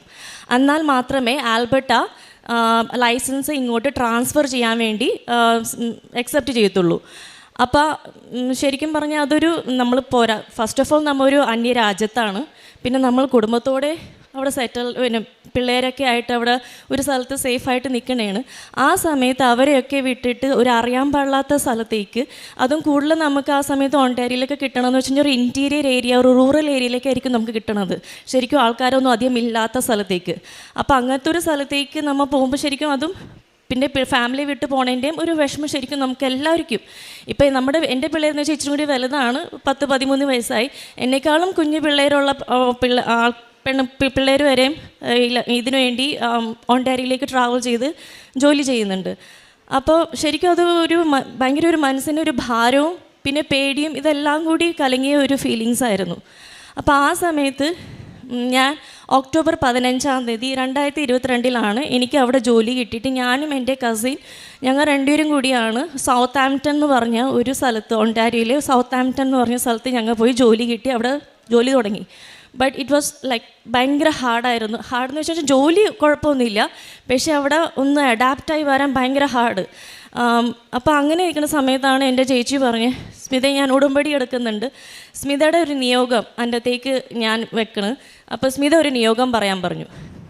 ഞാൻ എന്താണെന്ന് എനിക്കൊന്നും അറിയത്തില്ല, പക്ഷേ എൻ്റെ മനസ്സിൽ ഇത്രേ വന്നുള്ളൂ, മാതാവേ എൻ്റെ പോലെ കുറേ പേര് ഇതുപോലെ മക്കളെയൊക്കെ വിട്ടിട്ട് ഈ അന്യനാട്ടിൽ വന്ന് കിടന്ന്, അതും പോരാത്തിന് അന്യനാട്ടിൽ തന്നെയാണ്, എന്നിട്ടും അവിടെ നിന്നും പിന്നെയും അകന്ന് പോയി വേറൊരു സ്ഥലത്ത് പോയി ജോലി ചെയ്യുന്നുണ്ട്. അത് വലിയൊരു ഒരു ഒരു ഒരു പാടുള്ള കാര്യം തന്നെയാണ്. എങ്ങനെയാണെന്നൊന്നും എനിക്കറിയത്തില്ല. എനിക്കറിയാം എൻ്റെ സഞ്ചാരി മാതാവ് എൻ്റെ കൂടെ ഇപ്പോൾ ഉണ്ടെന്ന്. ആ മാതാവ് മോനോട് പറഞ്ഞിട്ട് എങ്ങനെയാണെന്ന് എനിക്കറിയത്തില്ല, ഈ റൂൾസ് മാറ്റിയിട്ട് ഈ 1135 hours എന്ന് പറഞ്ഞ ഈ റൂൾസ് മാറ്റിയിട്ട് എനിക്ക് അവേഴ്സ് കുറച്ച് തന്നെ. ഇങ്ങനെ തന്നെയാണ് ഞാൻ ആ ഈ നിയോഗത്തിൽ എഴുതി ഞാൻ വിട്ടേക്കുന്നത്. എൻ്റെ ഇത് ഞാൻ വിടുന്നത് ഒക്ടോബർ 24, 2022 6 ഡേയ്സ് കഴിഞ്ഞപ്പോഴത്തേക്കും ഒക്ടോബർ 30th ഞങ്ങൾ ന്യൂസ് കേൾക്കാൻ തുടങ്ങി. ആൽബർട്ടയിൽ റൂൾസ് മാറാൻ തുടങ്ങുവാണ്. ലൈക്ക് അവർക്ക് അവേഴ്സ് ചുരുക്കി. എങ്ങനെയാണെന്ന് ഓൾ വെർ സോ സർപ്രൈസ്ഡ്. എങ്ങനെയാണെന്നൊന്നും നമുക്ക് ആർക്കും അറിയത്തില്ല. പക്ഷെ ആ സമയത്ത് ഞാനിവിടെ കേട്ടുകൊണ്ട് എൻ്റെ കൈ ഇപ്പോൾ വിറയ്ക്കുന്നുണ്ട്. ഞാൻ അപ്പോൾ ആ സമയത്ത് പറഞ്ഞു, എനിക്ക് അവിടെ ഐ വാണ്ടഡ് ടു സ്ക്രീം. ഞാൻ ഒച്ചത്തിൽ എനിക്ക് സ്ക്രീം ചെയ്ത് പറയണമെന്നുണ്ടായി. ഇത് എൻ്റെ അമ്മ മാതാവാണ് ഇത് മാറ്റിയേക്കണേ, എൻ്റെ സഞ്ചാരി മാതാവ് ചെന്നിട്ടാണ് അവിടെ റൂൾസ് മാറ്റിയെന്ന് എനിക്ക് ഒച്ചത്തിൽ പറയണമെന്നുണ്ടായി. അപ്പോൾ അത് ഒക്ടോബർ 30th ഞാൻ ഈ റൂൾ കേൾക്കുന്നത്. November 17th, 2022 വിത്ത് 1135 hours വേണ്ട സ്ഥലത്ത് വെറും 80 മണിക്കൂറുള്ള എനിക്ക് അവിടെ ലൈസൻസ് കിട്ടി. എനിക്ക് മാത്രമല്ല, എൻ്റെ പോലെ ഇതുപോലെ കുറേ മാറി നിൽക്കുന്ന എല്ലാവർക്കും ലൈസൻസ് കിട്ടി. ഞങ്ങൾക്ക് എല്ലാവർക്കും തിരിച്ച് ആൽബർട്ടയിലേക്ക് വരാൻ പറ്റി. അതിന് ദൈവത്തിന് 1000 നന്ദി പറയുന്നു.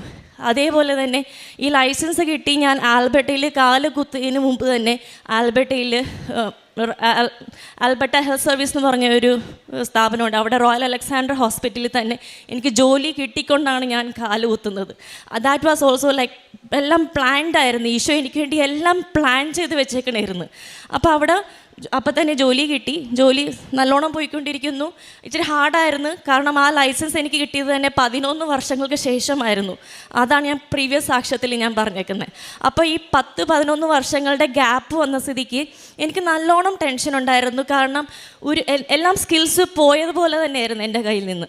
പക്ഷേ എനിക്കറിയത്തില്ല, എൻ്റെ മാതാവ് എൻ്റെ കൂടെ ഉണ്ടെന്ന് എനിക്ക് ഉറപ്പുണ്ടായിരുന്നു. എൻ്റെ പോക്കറ്റിൽ എപ്പോഴും കൊന്തയുണ്ടാവുമായിരുന്നു. ആ കൊന്തയിൽ മുറുക്കി പിടിച്ചുകൊണ്ട് പരിശുദ്ധ പരമ ദിവ്യകാരുണ്യത്തിന് എന്നേരും ആരാധനയും സ്തുതിയും പുകഴ്ചയും ഉണ്ടായിരിക്കട്ടെ എന്ന് പറഞ്ഞുകൊണ്ടാണ് ഞാൻ യൂണിറ്റിലേക്ക് കയറി ചെല്ലണത്. എന്നിട്ട് ഞാൻ എങ്ങനെയാണെന്നോ എല്ലാം ദൈവം അനുഗ്രഹിച്ച് എല്ലാം സ്മൂത്തായിട്ടാണ് പോയിക്കൊണ്ടിരുന്നത്. ഭയങ്കര ഈസി ആയിട്ടാണ് ഞാൻ അതിലേക്ക് മെൽട്ടായി കയറിയത്. അതിനുശേഷം ഇപ്പം ഞാൻ ഈ ഡിസംബർ 19 ആകുമ്പോൾ എനിക്ക് 2 വർഷം തികയുള്ളൂ. പക്ഷേ 1.5 വർഷമായപ്പോൾ തന്നെ അസിസ്റ്റൻറ്റ് ഹെഡ് നേഴ്സിൻ്റെ ഇൻ്റർവ്യൂ വന്നു. അപ്പോൾ എനിക്കറിയാം എനിക്ക് ഉറപ്പായിട്ടും കിട്ടത്തില്ല, കാരണം ഞാൻ ജസ്റ്റ് ഇപ്പോൾ ഫ്രഷ് ആണല്ലോ. ഇവിടുത്തെ ഇത്ര എക്സ്പീരിയൻസ് ഉണ്ടെങ്കിൽ പോലും കാനഡയിൽ ഞാൻ ഫ്രഷ് നേഴ്സാണല്ലോ. അപ്പം ഞാൻ കിട്ടാൻ പോണില്ല. ബട്ട് സ്റ്റിൽ ഞാൻ ഓർത്തൊന്ന് ഇൻ്റർവ്യൂ അറ്റൻഡ് ചെയ്യാം. ഇൻ്റർവ്യൂ അറ്റൻഡ് ചെയ്ത് കഴിയുമ്പോഴത്തേക്കും ക്വസ്റ്റ്യൻസ് എന്താണെന്ന് കിട്ടുമല്ലോ. അപ്പോൾ ആ ക്വസ്റ്റ്യൻസ് പ്രിപ്പയർ ചെയ്തിട്ട് അടുത്ത ഇൻ്റർവ്യൂ നല്ലോണം പ്രിപ്പയർ ചെയ്തിട്ട് പോയി അറ്റൻഡ് ചെയ്യാം എന്നുള്ള രീതിയിലാണ് ഞാൻ ഈ അസിസ്റ്റൻറ്റ് ഹെഡ് നേഴ്സിൻ്റെ പോസ്റ്റ് വന്നപ്പോഴത്തേക്ക് അത് അപ്ലൈ ചെയ്തു. അപ്പോൾ ചേട്ടൻ പറഞ്ഞു, നീ ധൈര്യമായിട്ട് പോടി, ഞാനിവിടെ പുറത്ത് നിന്ന് കാറിലിരുന്ന് കൊണ്ട് നിനക്ക് വേണ്ടി ഞാൻ കൊന്ത ചൊല്ലിക്കൊണ്ടിരിക്കുവാണെന്ന് പറഞ്ഞു. നീ ധൈര്യമായിട്ട് പോയിക്കോളാൻ പറഞ്ഞു. ആ സമയത്ത് ഞങ്ങൾക്കെന്ന് വെച്ച് കഴിഞ്ഞാൽ ഈ കൊന്ത എന്ന് വെച്ച് കഴിഞ്ഞാൽ ഒരു ആയുധമാണ്. ഈ കൊന്ത പിടിച്ചുകൊണ്ട് എവിടെ വേണമെങ്കിലും കയറി ചെല്ലാം എന്നുള്ളൊരു ആയുധത്തോടെയാണ്, ഒരു മനസ്സോടെയാണ് നമ്മൾ എവിടെയും കയറി ചെല്ലുന്നത്. അപ്പോൾ അവിടെയെന്ന് വെച്ച് കഴിഞ്ഞാൽ അസിസ്റ്റൻറ്റ് ഹെഡ് നേഴ്സ് എന്നൊക്കെ പറയുമ്പോൾ പൊതുവേ ഒരു ഇച്ചിരി വെള്ളക്കാരിക്കും അങ്ങനത്തെ അങ്ങനെയൊക്കെയാണ് കൂടുതൽ പ്രിഫർ ചെയ്യുന്നത്. നല്ല ഇംഗ്ലീഷൊക്കെ നല്ല ഫ്ലുവൻ്റായി പറയുന്ന ആൾക്കാർക്കൊക്കെയാണ് ആ പോസ്റ്റ് കിട്ടുന്നത് തന്നെ. ആ നഴ്സിംഗ് കൗണ്ടറിലൊക്കെ ഇരിക്കുമ്പോൾ നല്ല ഒരു ഇതോടെയൊക്കെയാണ് ഇരിക്കണേ. അപ്പോൾ ആ സമയത്താണ് ഞാൻ കയറി ചെല്ലണത്. അപ്പം ഞാൻ കയറി ചെല്ലണ വേറെ ഒന്നും ഓർത്തുകൊണ്ടല്ല, ഞാൻ എൻ്റെ ഈശോ അപ്പച്ചൻ്റെ മോളാണ്, ഞാൻ ഒരാളെക്കാളും കുറവല്ല എന്നുള്ള ഒരു പൂർണ്ണ മനസ്സോടുകൂടിയാണ് ഞാൻ കയറി ചെല്ലാൻ പോണത്. അപ്പോൾ ഡോറിലേക്ക് നോക്ക് ചെയ്യുന്നതിന് മുമ്പ് തന്നെ ഏഷ്യ 45:2-3 ഞാൻ പറയണേ. ഞാൻ നിനക്ക് മുൻപേ പോയി മലകൾ നിരപ്പാക്കുകയും പിച്ചളവാതിലുകൾ തകർക്കുകയും ഇരുമ്പോടാമ്പുലകൾ ഒടിക്കുകയും ചെയ്യും. നിന്നെ പേര് ചൊല്ലി വിളിക്കുന്ന ഇസ്രായേലിൻ്റെ കർത്താവായ ദൈവം ഞാനാണെന്ന് നീ അറിയേണ്ടതിന് അന്ധകാരത്തിലെ നിധികളും രഹസ്യധനശേഖരവും ഞാൻ നിനക്ക് തരും എന്നുള്ള ആ വചനം എൻ്റെ മനസ്സിൽ മന്ത്രിച്ചുകൊണ്ടാണ് ഞാൻ വാതിലിട്ട് കൊട്ടണത്. കയറിയിരുന്നു, ഇൻ്റർവ്യൂ അറ്റൻഡ് ചെയ്തു. ഇൻ്റർവ്യൂ അറ്റൻഡ് ചെയ്യുന്ന സമയത്ത് ഞാൻ പൊതുവേ ഒരു കോമൺ ക്വസ്റ്റ്യൻസ് ഉണ്ടല്ലോ, അതൊക്കെ ഞാൻ പ്രിപ്പയർ ചെയ്തിട്ടാണ് പോയേക്കണേ. സിനാരിയോ ക്വസ്റ്റ്യൻസാണ് കൂടുതലും അവർ ചോദിക്കുന്നത്. അപ്പോൾ അവിടെ ചെന്ന് ക്വസ്റ്റ്യൻസ് വരാൻ തുടങ്ങിക്കഴിഞ്ഞപ്പോഴത്തേക്കും അവർ ചോദിക്കുമ്പോൾ തന്നെ ഞാൻ പ്രിപ്പയർ ചെയ്തുകൊണ്ട് പോയേക്കണ ആൻസേഴ്സ് ഒന്നും എനിക്ക് ഓർമ്മ വരുന്നില്ല. സഡൻലി എനിക്ക് വേറെ ആൻസറാണ് ഞാൻ പറയണേ. അപ്പോൾ എൻ്റെ 2 മൈൻഡ്സാണ് അറ്റ് എ ടൈം പോയിക്കൊണ്ടിരിക്കണേ. മനസ്സിൽ ഞാൻ പറയുന്നുണ്ട് ഇതല്ലല്ലോ ഞാൻ പ്രിപ്പയർ ചെയ്ത ആൻസർ, പക്ഷേ എൻ്റെ വായിൽ കൂടി വേറെ ആൻസറാണ് വന്നുകൊണ്ടിരിക്കണേ, വേറെ സിനാരിയോ ആണ് വന്നുകൊണ്ടിരിക്കണേ.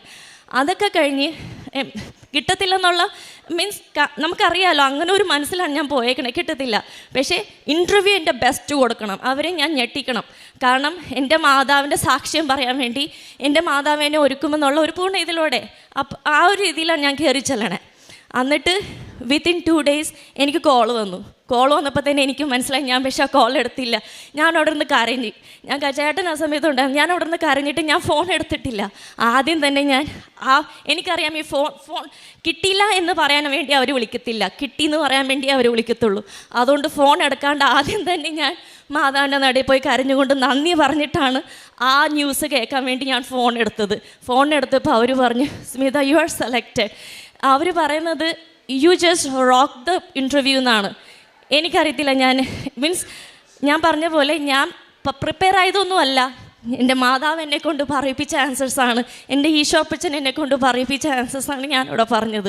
അതുകൊണ്ട് അപ്പം തന്നെ ഞാൻ അവിടെ സമയത്ത് ഞാൻ അവരോട് താങ്ക് യുവിന് പകരം താങ്ക്സ് ടു ഗോഡ് എന്നാണ് പറഞ്ഞത്. പിന്നെ നേരിട്ട് കണ്ടപ്പോഴത്തേക്കും ആ മാനേജർ എന്നോട് പറഞ്ഞു, Smita you came from nowhere and you just gave the answers. അപ്പം ഞാൻ പറഞ്ഞത് it's not by my merit, it's only by his grace. അപ്പോൾ അവർക്ക് ആ സമയത്ത് എൻ്റെ കയ്യിൽ ID കാർഡുണ്ട്. ഈ ID കാർഡിൽ ഞാൻ എനിക്ക് കീ ചെയിനായിട്ട് അതിൻ്റെ ID കാർഡിൻ്റെ കൂടെ തന്നെ ഞാനൊരു കീ ചെയിൻ ഇട്ട് വെച്ചിട്ടുണ്ട്. ആ കീ ചെയിനിൽ ലൈക്ക് വൺ സൈഡ് നമ്മുടെ കൃപാസന മാതാവിൻ്റെ പിക്ചറും അപ്പുറത്തെ സൈഡ് എൻ്റെ ഈശോപ്പച്ചൻ്റെ പിക്ചറുമാണ്. ലൈക്ക് ഇറ്റ്സ് ഓൾവേസ് അത് ഹാങ് ചെയ്ത് കിടക്കുവാണ്. അപ്പോൾ അവരെന്നെ കണ്ട് യു ആർ സോ സ്പിരിച്വൽ എന്ന് പറയും. ഞാൻ പറയും yes, this is my identity, this is the one who Leeds me through out എന്ന് ഞാൻ പറഞ്ഞു. അപ്പോൾ അങ്ങനെ പിന്നെ അതിനുശേഷം ശരിക്കും ആ നഴ്സിംഗ് കൗണ്ടറിൽ ഇരിക്കുമ്പോഴത്തേക്കും ഞാൻ ചേട്ടനോടൊന്ന് പറയാറുണ്ട്, ഞാനൊരു ദാവീദും ഗോലിയാദിൻ്റെയും ഒരു സീനാണ് അവിടെ ഓർക്കുന്നത്. ലൈക്ക് എല്ലാവരും വലിയ വലിയ ആൾക്കാരും പിന്നെ ഹെഡ് ഓഫ് ദ ഡിപ്പാർട്ട്മെൻറ്റ്സ് ഒക്കെ ഇരിക്കുമ്പോൾ ഞാൻ അവിടെ കൂടെ ഇരിക്കുമ്പം I feel like so small. ഒരു സാധാ ഒരു കൊച്ചിരിക്കുന്ന പോലെ. പക്ഷേ ആ സമയത്ത് എനിക്ക് ഫീൽ ചെയ്യണമെന്ന് വെച്ചാൽ ഞാൻ ദാവീദിൻ്റെ പോലെ, എൻ്റെ ഈശോപ്പച്ചൻ്റെ മോളുടെ പോലെ ഞാൻ അവിടെ ഇരിക്കണേ, like with full of strength. എനിക്കറിയത്തില്ല ഞാൻ എങ്ങനെയാണ് അവിടെ ജോലി ചെയ്യണമെന്നും. ഞാൻ വീട്ടിൽ വരുമ്പോൾ പറയാറുണ്ട്, ചേട്ടാ പൊതുവെ എല്ലാവരും പറയണത് എനിക്കും എൻ്റെ ഈശോയ്ക്കും മാത്രമേ അറിയാം ഞാൻ എന്താ ചെയ്യണമെന്ന്. പക്ഷേ ഇവിടെ എനിക്കിപ്പോഴും അറിയത്തില്ല ഞാൻ എന്താ ചെയ്യണമെന്ന്. കാരണം എല്ലാം ചെയ്യണത് എൻ്റെ ഈശോയും എൻ്റെ മാതാവ് മാത്രമാണ്. എനിക്കിന്നും അറിയത്തില്ല. ഈവൻ ടുഡേ അവർ അപ്രീഷിയേറ്റ് ചെയ്തേ ഉള്ളൂ, Smitha you are doing amazing. എനിക്കറിയത്തില്ല ഞാൻ എന്താ ശരിക്കും ചെയ്യണമെന്ന്. അതാണ് എൻ്റെ ഇത്. എൻ്റെ മൂന്നാമത്തെ സാക്ഷ്യം എന്ന് വെച്ച് കഴിഞ്ഞാൽ എൻ്റെ മമ്മിയുടെ സെല്ലുലൈറ്റീസ് ആയിരുന്നു. കഴിഞ്ഞ വർഷം 2023 ഓഗസ്റ്റ് മാസത്തിൽ മമ്മിക്ക് സെല്ലുലൈറ്റീസ് വന്നു. സെല്ലുലൈറ്റീസ് എന്ന് വെച്ചാൽ ഇൻഫെക്ഷനാണ്, സെൽസിൻ്റെ ഇൻഫെക്ഷനായി പോണതാണ്. മമ്മിക്ക് വന്നത് കാലിലായിരുന്നു. കാലിൻ്റെ ആങ്കിൾ തൊട്ട് മുട്ട് വരെയാണ് മമ്മിക്ക് സെല്ലുലൈറ്റീസ് വന്നത്. അത് എൻ്റെ സോഴ്സ് ഓഫ് ഇൻഫെക്ഷൻ എന്താണെന്ന് വെച്ച് കഴിഞ്ഞാൽ ആർക്കും അറിയത്തില്ല. മമ്മി ഇവിടെയാണ്, കുമ്പളങ്കിയിലാണ്. അപ്പോൾ ആ സമയത്ത് ഫാത്തിമ ഹോസ്പിറ്റലായിരുന്നു മമ്മി അഡ്മിറ്റ്. ഞാൻ വീഡിയോ കോളിൽ ത്രൂ കണ്ടു മമ്മീനെ.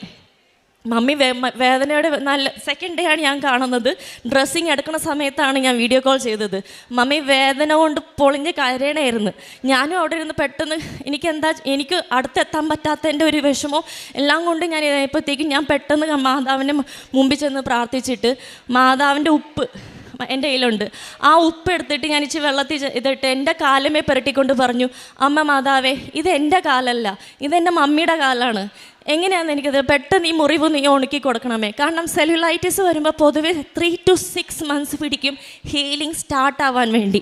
പക്ഷേ മമ്മിയുടെ കാല് വിത്തിൻ 5 days ഹീലിംഗ് തുടങ്ങി.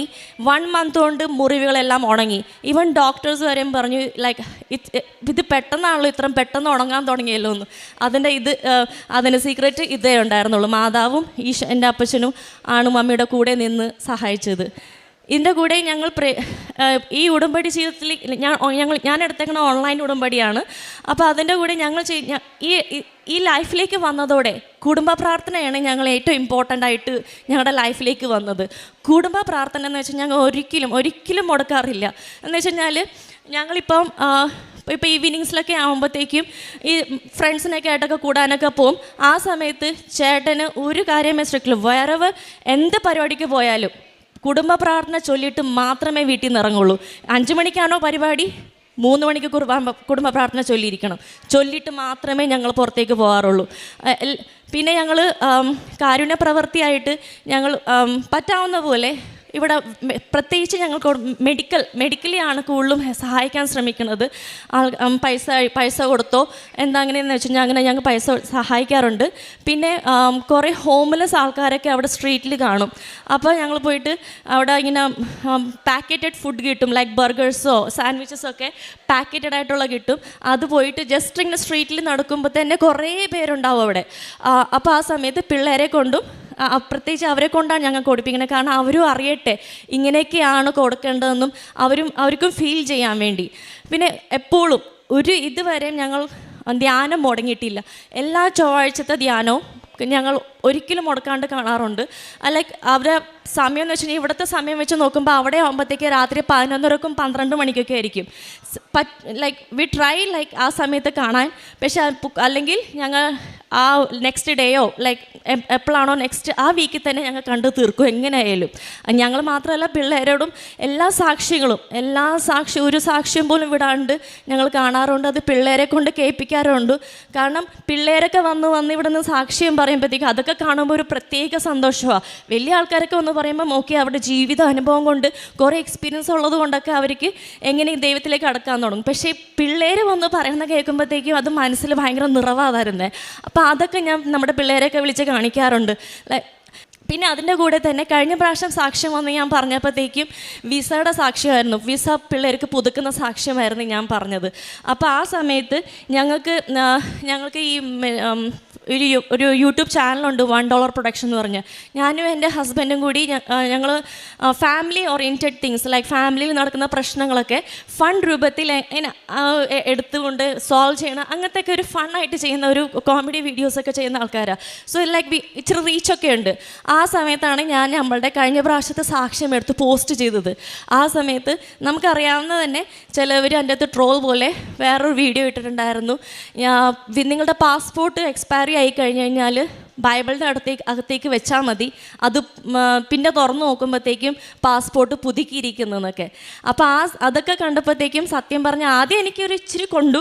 പിന്നെ പ്രാർത്ഥിച്ചപ്പോൾ എനിക്ക് ഫീൽ ചെയ്ത് നമ്മുടെ സാക്ഷ്യം, നമ്മുടെ ഈശോയുടെ വചനങ്ങൾ, നമ്മുടെ മാതാവിൻ്റെ പ്രസൻസ് അവിടത്തേക്ക് എത്തുന്നുണ്ട്. അതുകൊണ്ടാണ് ഈ ഇറിറ്റേഷൻ വന്നിട്ട് ആൾക്കാർ ചെയ്യാൻ തുടങ്ങണേന്ന്. സോ അതൊക്കെ കാണുമ്പോൾ ശരിക്കും പറഞ്ഞാൽ സന്തോഷമാണ് ഉണ്ടായത്. അപ്പം ആ സാക്ഷ്യം കണ്ടു കഴിഞ്ഞപ്പോൾ തന്നെ കുറേ പേര് എന്നെ വിളിച്ചിട്ടുണ്ടായിരുന്നു. എനിക്കറിയാവുന്ന, എനിക്ക് കുറേ നാളായിട്ട് കേൾക്കാത്ത ആൾക്കാർ വരെ എന്നെ വിളിച്ച്.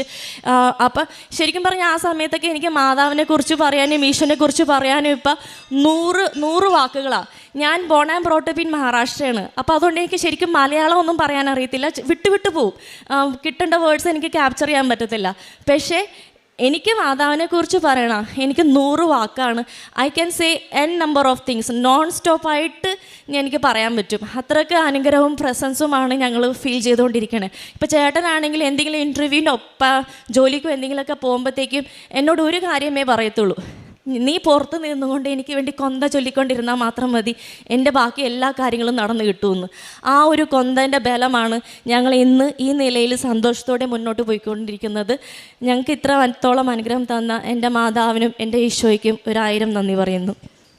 വിശുദ്ധ ലൂക്കയുടെ സുവിശേഷം 17:6 ഒരു കടുകുമണിയോളം വിശ്വാസമുണ്ടെങ്കിൽ ഈ സിക്കമിൻ വൃക്ഷത്തോട് ചുവടോടെ ഇളകി കടലിൽ ചെന്ന് വേരുറയ്ക്കുക എന്ന് പറഞ്ഞാൽ അത് നിങ്ങളെ അനുസരിക്കും. പ്രിയമുള്ളവരെ, സ്മിത സ്റ്റാലിൻ എന്ന ഈ മകൾ ഓൺലൈൻ ഉടമ്പടി എടുത്ത് എത്ര സുന്ദരമായിട്ട് ഉടമ്പടി ജീവിതം നയിക്കുന്നുവെന്ന് നമ്മളോട് സാക്ഷ്യപ്പെടുത്തുകയാണ്. ആ ഓൺലൈൻ ഉടമ്പടി ചിലരെങ്കിലും ഒരു ഉടമ്പടിയുടെ എളുപ്പവഴിയായി കാണുന്നവരാണ്. അതിൻ്റെ കാർക്കശ്യത്തെ കുറച്ച് കണ്ടുകൊണ്ട് ജീവിക്കുന്നവർ ചിലപ്പോൾ ഓൺലൈൻ ഉടമ്പടി കൗശലത്തിന് എടുക്കുന്നവരുമുണ്ട്. എന്നാൽ ഈ മകളുടെ വാക്കുകൾ നാം കേൾക്കുമ്പോൾ നമ്മുടെ മനസ്സിൽ വല്ലാത്ത ഒരു സന്തോഷം അറിയാതെ തന്നെ ഉയരുന്നുണ്ട്. മകൾ ആദ്യം എന്ന സമയച്ചുരുക്കത്തിൻ്റെ സാക്ഷ്യമാണ് മകൾ 2 സൂചിപ്പിച്ചത്. പിന്നെ അസാധ്യമെന്ന് കരുതിയ ഒരു നേട്ടത്തിലേക്ക് അമ്മ മാതാവിലൂടെ കരം പിടിച്ചുയർത്തപ്പെട്ടതിനെ മകൾ സാക്ഷ്യപ്പെടുത്തി. ആദ്യത്തത് മകൾ പറഞ്ഞത്, മകൾക്ക് അവിടെ നേഴ്സ് ആയി സേവനം ചെയ്ത് മുന്നോട്ട് പോകണമെങ്കിൽ 1135 മണിക്കൂർ മറ്റൊരു സ്റ്റേറ്റിൽ അവൾ വർക്ക് ചെയ്യണമായിരുന്നു. വീടെല്ലാം വിട്ട് ദൂരെയുള്ള ഇടത്ത് പോയി അവൾ 1135 മണിക്കൂർ ജോലി ചെയ്യണമായിരുന്നു. അതേറെ ടോക്സിക്കായിട്ടുള്ള ക്ലേശകരമായിട്ടുള്ള ഒരു കാര്യവുമായിരുന്നു. മകളത് അമ്മ മാതാവിൻ്റെ തിരുനടയിൽ പൂർണ്ണമായ വിശ്വാസത്തോടുകൂടി സഞ്ചാരി മാതാവ് എത്ര ദൂരം സഞ്ചരിച്ചും ഏതു നിയമത്തെ പൊളിച്ചെഴുതിയും ഏത് പ്രശ്നത്തിൽ ഇടപെട്ടും അനുകൂലമാക്കി ജീവിതത്തെ സുരക്ഷിതമാക്കും എന്ന പൂർണ്ണ വിശ്വാസത്തോടു കൂടിയാണ് ഈ നിയോഗത്തെ ഇവിടെ മറ്റൊരു കൂട്ടർ സാക്ഷ്യമെടുക്കുമ്പോൾ എഴുതി സമർപ്പിക്കുന്നത്. മകൾ പറയുന്നുണ്ട്, 80 മണിക്കൂർ ഉള്ളവർക്ക് ഇവിടെ ലൈസൻസ്, അവൾ ജീവിച്ചിരുന്ന ആൽബർട്ട എന്ന് പറയുന്ന പ്രദേശത്ത് ലൈസൻസോടുകൂടി ജോലി ചെയ്യുവാനുള്ള അനുവാദം വളരെ വേഗം ആ രാജ്യം മാറ്റുകയും അങ്ങനെ അവൾക്കത് വളരെ സൗകര്യമായി തീരുകയും ചെയ്യുന്നു. നമ്മൾ കേൾക്കുമ്പോൾ നമുക്ക് ഓർക്കും എത്ര എളുപ്പമുള്ള കാര്യമെന്ന്. പക്ഷേ മകൾ പറയുന്നുണ്ട്, എന്തുകൊണ്ട് അങ്ങനെ ഒരു നിയമം വന്നു, എന്തുകൊണ്ട് ഇത്ര മണിക്കൂറുകൾ 1135 നിന്നും കേവലം 80 മണിക്കൂറായി ആ പ്രദേശത്തുള്ള ആ നിയമം ചുരുക്കി എഴുതി, എന്തുകൊണ്ട് ഇതിപ്പോൾ ഇത് ചുരുക്കി എഴുതി? ഇത്തരം ചോദ്യങ്ങൾക്കൊക്കെ മകൾക്ക് ഒറ്റ ഉത്തരമേ ഉള്ളൂ. എൻ്റെ അമ്മയുടെ അരികിലേക്ക് കണ്ണീരോടുകൂടി എന്നെയും എന്നെപ്പോലെ പ്രവാസിയായിട്ട് അവിടുന്നും വീട് വിട്ട് ദൂരദേശത്ത് പോയി ക്ലേശിച്ച് ജീവിക്കേണ്ട മക്കളെയും സംരക്ഷിക്കണമേ എന്ന നിലവിളിയുടെ ഒരു പ്രാർത്ഥന, വിശ്വസ്തയോടുകൂടിയുള്ള ഉടമ്പടി ജീവിതം, അതിന് അമ്മ മാതാവ് കൊടുത്ത വലിയ സംരക്ഷണവും അനുഗ്രഹവുമായിട്ട് മകളിത് സാക്ഷ്യപ്പെടുത്തുകയാണ്. മകൾ പറയുന്നുണ്ട്, ആ നിയമം വന്ന നാളുകളിൽ എനിക്ക് സ്ക്രീം ചെയ്യാനാണ് തോന്നിയത്, അലറി വിളിക്കാനാണ് തോന്നിയത്. എൻ്റെ അമ്മ ഇത്രത്തോളം എന്നെ കാത്തു, എൻ്റെ അമ്മ എനിക്ക് വേണ്ടി ഇത്ര വലിയ പൊളിച്ചെടുത്ത നിയമത്തിൽ വരുത്തിയെന്ന് അലറി വിളിച്ച് എല്ലാവരോടും പറയുവാനാണ് എനിക്ക് തോന്നിയതെന്ന സമയച്ചുരുക്കത്തിൻ്റെ അമ്മയുടെ ആദ്യത്തെ സാക്ഷ്യം മകളത് പങ്കുവയ്ക്കുകയാണ്. രണ്ടാമത്തത് മകൾ പറയുന്നുണ്ട്, അവൾ അവിടെ നേഴ്സ് ആയിട്ട് ജോലി ചെയ്ത് ഏതാണ്ട് ഇപ്പോൾ 1.5 വർഷം ആകുന്നതേ ഉള്ളൂ. അപ്പോഴാണ് അവിടെ അസിസ്റ്റൻ്റ് ഹെഡ് നേഴ്സിൻ്റെ എക്സാം വരുന്നത്. സാധാരണ യൂറോപ്യൻസിലാണ് അതെപ്പോഴും അവർ പരിഗണിക്കാറുള്ളത്. അവർക്ക് വേണ്ടിയാണ് ആ പരീക്ഷയും ഇൻ്റർവ്യൂ നടത്തുന്നതും. മകൾ അതിൽ ആപ്ലിക്കേഷൻ വെക്കാൻ എല്ലാവർക്കും ഒരുപോലെ അവകാശമുണ്ട്. അവളത് പരീക്ഷയ്ക്കും ഇൻ്റർവ്യൂവിനും വേണ്ടി ആപ്ലിക്കേഷൻ വയ്ക്കുന്നു. പരീക്ഷയ്ക്ക് ചെല്ലുമ്പോൾ അവൾ അന്ന് വരെ പഠിച്ചതുപോലെയല്ല ഉത്തരങ്ങൾ എഴുതുന്നത്. മറ്റാരോ മറ്റെന്തോ ഉത്തരങ്ങൾ അവളുടെ ചെവിക്കുള്ളിൽ പറഞ്ഞു കൊടുക്കുന്നത് പോലെ അവളത് അങ്ങനെ എഴുതിക്കൊണ്ടിരിക്കുകയാണ്. ഇൻ്റർവ്യൂവിന് ചെല്ലുമ്പോഴും അവൾ പറയുന്നതൊക്കെയും അവൾ തന്നെ അത്ഭുതപ്പെടുന്ന രീതിയിൽ ആരോ കൂടെ ഇരുന്ന് സംസാരിച്ചുകൊണ്ട് കാര്യങ്ങളൊക്കെ മുന്നോട്ട് കൊണ്ടുപോകുന്നു. അവൾക്ക് ഒറ്റ കാര്യമേ മനസ്സിലുള്ളൂ, അതായത് എൻ്റെ അമ്മ മാതാവിനെ ഇവിടെ പ്രഘോഷിക്കുവാൻ എനിക്ക് അവസരമുണ്ടാവണം. അമ്മയുടെ പ്രത്യക്ഷീകരണത്തിൻ്റെ സാക്ഷിയായി ജീവിക്കുന്നതിന് എനിക്കൊരു തെളിവ് കൂടി കിട്ടണം. ലോകത്തോട് എനിക്കത് പറയുവാൻ സാധിക്കണം. അത് ആ ഇൻ്റർവ്യൂ ബോർഡിൽ തന്നെ അവരത് എടുത്ത് ചോദിക്കുന്നുണ്ട്, താങ്കൾ വളരെ സ്പിരിച്വൽ ആണല്ലോ, ആത്മീയ ജീവിതമുള്ള വ്യക്തിയാണല്ലോ എന്ന്. അവളപ്പോൾ തിരികെ മറുപടി കൊടുക്കുന്നുണ്ട്, എൻ്റെ മെറിറ്റല്ല, എൻ്റെ അമ്മ മാതാവും എൻ്റെ തിരുക്കുമാരനും എനിക്ക് നൽകുന്ന അനുഗ്രഹമാണ് ജീവിതത്തിൻ്റെ എല്ലാ കാര്യങ്ങളുമെന്ന്. പ്രിയമുള്ളവരെ, ഇത് ഉടമ്പടി ജീവിതത്തിൻ്റെ ഏറ്റവും മർമ്മപ്രധാനമായ വിശ്വസ്തതയുടെ നിലപാടുകളാണ്. ജീവിതത്തിൽ എവിടെ ആയിക്കൊള്ളട്ടെ, ആയിരിക്കുന്ന ഇടങ്ങളിലൊക്കെയും ഞാൻ എൻ്റെ അമ്മ മാതാവിൻ്റെ പ്രേക്ഷിതയാണ്, സ്വന്തമാണ്, അമ്മയിലൂടെ എനിക്ക് ലഭിക്കുന്ന അനുഗ്രഹങ്ങൾക്ക് എന്നും സന്തോഷമുണ്ട്, അതുകൊണ്ട് ഞാൻ ഈ ജീവിതത്തിൽ നിന്നൊരൽപ്പം പോലും പിന്നോട്ട് മാറില്ല എന്ന് പറയുന്ന വലിയ ഒരു സാക്ഷ്യം മകൾ പങ്കുവയ്ക്കുന്നുണ്ട്. അത് അവൾ കാര്യങ്ങൾ നിരത്തുന്നുണ്ട്. ഒരു കുടുംബ പ്രാർത്ഥന പോലും പാർട്ടി എന്ന് പറഞ്ഞോ മറ്റെന്തെങ്കിലും കാര്യം പറഞ്ഞോ മുടക്കത്തില്ല. മുടങ്ങാതെയുള്ള കുടുംബ പ്രാർത്ഥന, ചിട്ടയായിട്ടുള്ള വിശുദ്ധ കുർബാനയിലും കുമ്പസാരത്തിലുമുള്ള പങ്കാളിത്തം, വചനവായനയിലുള്ള സ്ഥിരത, പിന്നെ പാവങ്ങൾക്ക് സഹായിക്കുവാൻ വേണ്ടിയുള്ള നിരന്തരമായ തീഷ്ണത, ഓരോന്നും ചെയ്യുമ്പോൾ അത് അമ്മ മാതാവും തിരുക്കുമാരനും കാര്യങ്ങൾ ക്രമീകരിച്ചു തരുന്നുവെന്ന ബോധ്യം മകൾക്കുള്ളതാണ് പങ്കുവയ്ക്കുന്നത്. മൂന്നാമത് മകൾ പങ്കുവയ്ക്കുന്ന ഒരു കാര്യം, അമ്മയുടെ കാലിൽ വന്ന ഇത്തിരി ഗുരുതരമായ അസുഖമാണ്. 5-6 മാസം എങ്കിലും ട്രീറ്റ്മെൻറ്റിലൂടെ പോകേണ്ടി വരും. സുഖപ്പെട്ട് കിട്ടുവാനെന്ന് സംശയിക്കുന്ന നാളുകളിലാണ് സ്വന്തം കാലിൽ ഉടമ്പടി ഉപ്പ് തേച്ചുകൊണ്ട് ഇത് അമ്മയുടെ കാലാണ്, അമ്മ മാതാവ് എൻ്റെ അമ്മയെ സൗഖ്യപ്പെടുത്തണമെന്ന് പ്രാർത്ഥിക്കുന്നത്. ഇതാണ് വിശ്വാസം എന്ന് നമ്മൾ പറയുന്നത്. ഈ കടുകുമണിയോളം വിശ്വാസമുണ്ടെങ്കിൽ സക്കമീൻ വൃക്ഷം കടലിൽ പോയി പതിക്കുമെന്ന് കർത്താവ് പറയുമ്പോൾ ഇന്ന് സംഭവിക്കുമോ എന്ന് നമ്മൾ ചോദിക്കാറുണ്ട്. ഈ അൾത്താരയിൽ നിരന്തരം വ്യക്തികൾ വന്ന് പറയുന്നു അത് സംഭവിക്കുന്നുണ്ട്. അതിലും വലുത് ഞങ്ങൾ അനുഭവിച്ചിട്ടാണ് അമ്മയുടെ തിരുനടയിലേക്ക് ഞങ്ങൾ തിരികെ വരുന്നതെന്ന് മകൾ പറയുന്നു. 1 മാസത്തിനുള്ളിൽ പൂർണ്ണ സൗഖ്യത്തോടു കൂടി അമ്മ ഇപ്പോൾ കുടുംബത്തിലുണ്ടെന്ന്. പ്രിയമുള്ളവരെ, നമ്മൾ ഈ സാക്ഷ്യം കേൾക്കുമ്പോൾ ഉടമ്പടിയുടെ എല്ലാ കാര്യങ്ങളെയും വളരെ നന്നായി ചേർത്ത് വെച്ചുകൊണ്ട് അമ്മ മാതാവിൻ്റെ പ്രത്യക്ഷീകരണത്തിൻ്റെ സാക്ഷിയാകുവാനുള്ള സന്തോഷം എത്രത്തോളം ഉണ്ടെന്ന് മകളുടെ വാക്കുകളിലുണ്ട്. ഓരോ വാക്ക് പറയുമ്പോഴും നമുക്കറിയാം ഇത് നല്ല തീ പോലെ തിളച്ചു നിൽക്കുന്ന, നന്നായി ഹൃദയത്തിൽ അമ്മ മാതാവിനെ ജ്വലിപ്പിച്ചു നിർത്തിയ ഒരു കുടുംബജീവിതത്തിൻ്റെ വ്യക്തിയാണ് നമ്മളോട് സംസാരിക്കുന്നതെന്ന്. ഈ മകൾക്കും കുടുംബത്തിനും ലഭിച്ച എല്ലാ നന്മകളെയും സന്തോഷത്തോടെ, സ്നേഹത്തോടെ, നന്ദിയോടെ അമ്മ മാതാവിനും തിരുക്കുമാരനും സമർപ്പിച്ചുകൊണ്ട് കരങ്ങളടിച്ച് ഈ സാക്ഷ്യം നമുക്ക് സമർപ്പിക്കാം. ആദ്യമേ തന്നെ പരിശുദ്ധ അമ്മയ്ക്കും ദൈവകുമാരനും കോടാനുകോടി നന്ദി പറയുന്നു. ഈ അൾത്താരയിൽ വന്ന് സാക്ഷ്യപ്പെടുത്താനായിട്ട് ഒരു അവസരം തന്നതിനെ ഓർത്ത് ഞങ്ങൾ നന്ദി പറയുന്നു.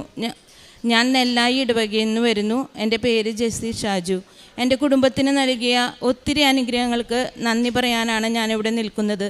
ഇപ്പോൾ പ്രധാനമായും എൻ്റെ മകന് ലഭിച്ച വലിയ അനുഗ്രഹത്തെ ഓർത്ത് നന്ദി പറയുന്നു. ഞാനിവിടെ 2022 ജൂലൈ മാസത്തിലാണ് വന്ന് ഉടമ്പടി എടുക്കുന്നത്. ആദ്യമൊക്കെ കൃപാസനത്തെക്കുറിച്ച് കേൾക്കാറുണ്ടായിരുന്നെങ്കിലും ഈ ഉടമ്പടി എന്താണെന്നോ അതെങ്ങനെ പാലിക്കണമെന്നോ എനിക്ക് അറിഞ്ഞുകൂടായിരുന്നു. ഇവിടെ വന്ന് അതിൻ്റെ കാര്യങ്ങളെല്ലാം മനസ്സിലാക്കിയപ്പോൾ എനിക്കും ആഗ്രഹം തോന്നി ഉടമ്പടി എടുത്ത് പ്രാർത്ഥിക്കാനായിട്ട്. ഞാൻ ജൂലൈ മാസം 28-ാം തീയതി 2022 ഉടമ്പടി എടുത്തു. ഉടമ്പടിയിൽ ആദ്യ നിയോഗം വെച്ചത് എൻ്റെ മകൻ അപ്പോൾ IELTS എക്സാമിന് പ്രിപ്പയർ ചെയ്യായിരുന്നു. അപ്പോൾ അവന് പരീക്ഷ എഴുതുന്നതിന് മുൻപായിട്ട് വന്നിവിടെ പ്രാർത്ഥിക്കണം എന്ന് കരുതിയാണ് ഞങ്ങൾ കുടുംബസമേതം വന്നത്. ഉടമ്പടിയിൽ പ്രത്യേകം അവനെ സമർപ്പിച്ച് പ്രാർത്ഥിച്ചിരുന്നു. അതിൻ്റെ ഫലമായിട്ട് ആദ്യത്തെ അറ്റംപ്റ്റിൽ തന്നെ എക്സാം പാസ്സായി. അതിനുശേഷം 2022 ശേഷം ഞാൻ ഉടമ്പടി പുതുക്കാനായിട്ട് തുടർന്നില്ല. ഇടയ്ക്ക് ഇവിടെ വന്ന് പ്രാർത്ഥിച്ചു പോകുമായിരുന്നു, എങ്കിലും ഉടമ്പടി പുതുക്കിയിരുന്നില്ല. പിന്നീട് 2 വർഷത്തോളം എൻ്റെ മോനെ പോകാനുള്ള ഓരോ കാര്യങ്ങളും ഞങ്ങൾ ഓരോ ബാങ്കുകളുമായി കോണ്ടാക്ട് ചെയ്തപ്പോൾ ലോണിൻ്റെ കാര്യങ്ങൾക്കൊക്കെ ആയി ചെല്ലുമ്പോൾ ഓരോ ഡിലേ വന്ന് എല്ലാം ഓരോ തടസ്സങ്ങളായിട്ട് ഞങ്ങൾക്ക് നേരിടുകയായിരുന്നു. ആ സമയത്ത് എനിക്ക് തോന്നി എന്തുകൊണ്ട് ഉടമ്പടി പുതുക്കിയില്ല ഞാൻ, അതുകൊണ്ടായിരിക്കാം ഈ അനുഗ്രഹങ്ങൾ തടസ്സമായി നിൽക്കുന്നത് എന്ന്. എന്നിട്ട് ഞാൻ ഇപ്പോൾ അതിനിടയിൽ തന്നെ 2 പ്രാവശ്യം മോൻ ന്യൂസിലാൻഡിലേക്കായിട്ട് വിസയ്ക്ക് വെച്ചിരുന്നു. 2 തവണയും അവന് ഓരോ കാരണങ്ങൾ പറഞ്ഞുകൊണ്ട് റിജക്ഷനായിട്ട് വന്നു. അപ്പോൾ ഞങ്ങൾ ഒത്തിരി വിഷമിച്ചു. കാരണം ഞങ്ങൾക്ക് ബാങ്ക് ലോണൊക്കെ റെഡിയായി വന്നപ്പോൾ ഇപ്പോൾ ഇങ്ങനെ ഒരു അവസ്ഥ വന്നല്ലോ, അതിനെ ഓർത്ത് ഞങ്ങൾ ഒത്തിരി സങ്കടപ്പെട്ടിരുന്നു. ആ സമയത്ത് മകനും വളരെ വിഷമം. കാരണം അവന് 2 വർഷമായിട്ട് ഒന്നിനും പോകാൻ പറ്റുന്നില്ല, ഒരു ജോലിക്ക് ട്രൈ ചെയ്യാൻ പറ്റുന്നില്ല, ഇതിൻ്റെ പിന്നാലെ നടന്ന് സമയം പോകുന്നു. അങ്ങനെ ഒത്തിരി വിഷമങ്ങളുണ്ടായിരുന്നു.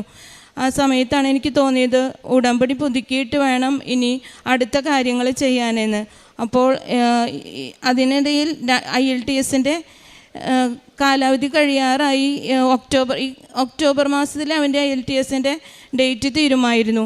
അപ്പോൾ അതിനു മുൻപ് വന്ന് ഉടമ്പടി പുതുക്കി ഇനി പുതിയ സ്ഥലത്തേക്ക് കാനഡയിലേക്ക് വെച്ച് നോക്കാം അമ്മ, ഇനിയൊരു ചാൻസും കൂടി ഉണ്ടാവുള്ളൂ ഈ സെപ്റ്റംബർ ഇൻടേക്കിന്.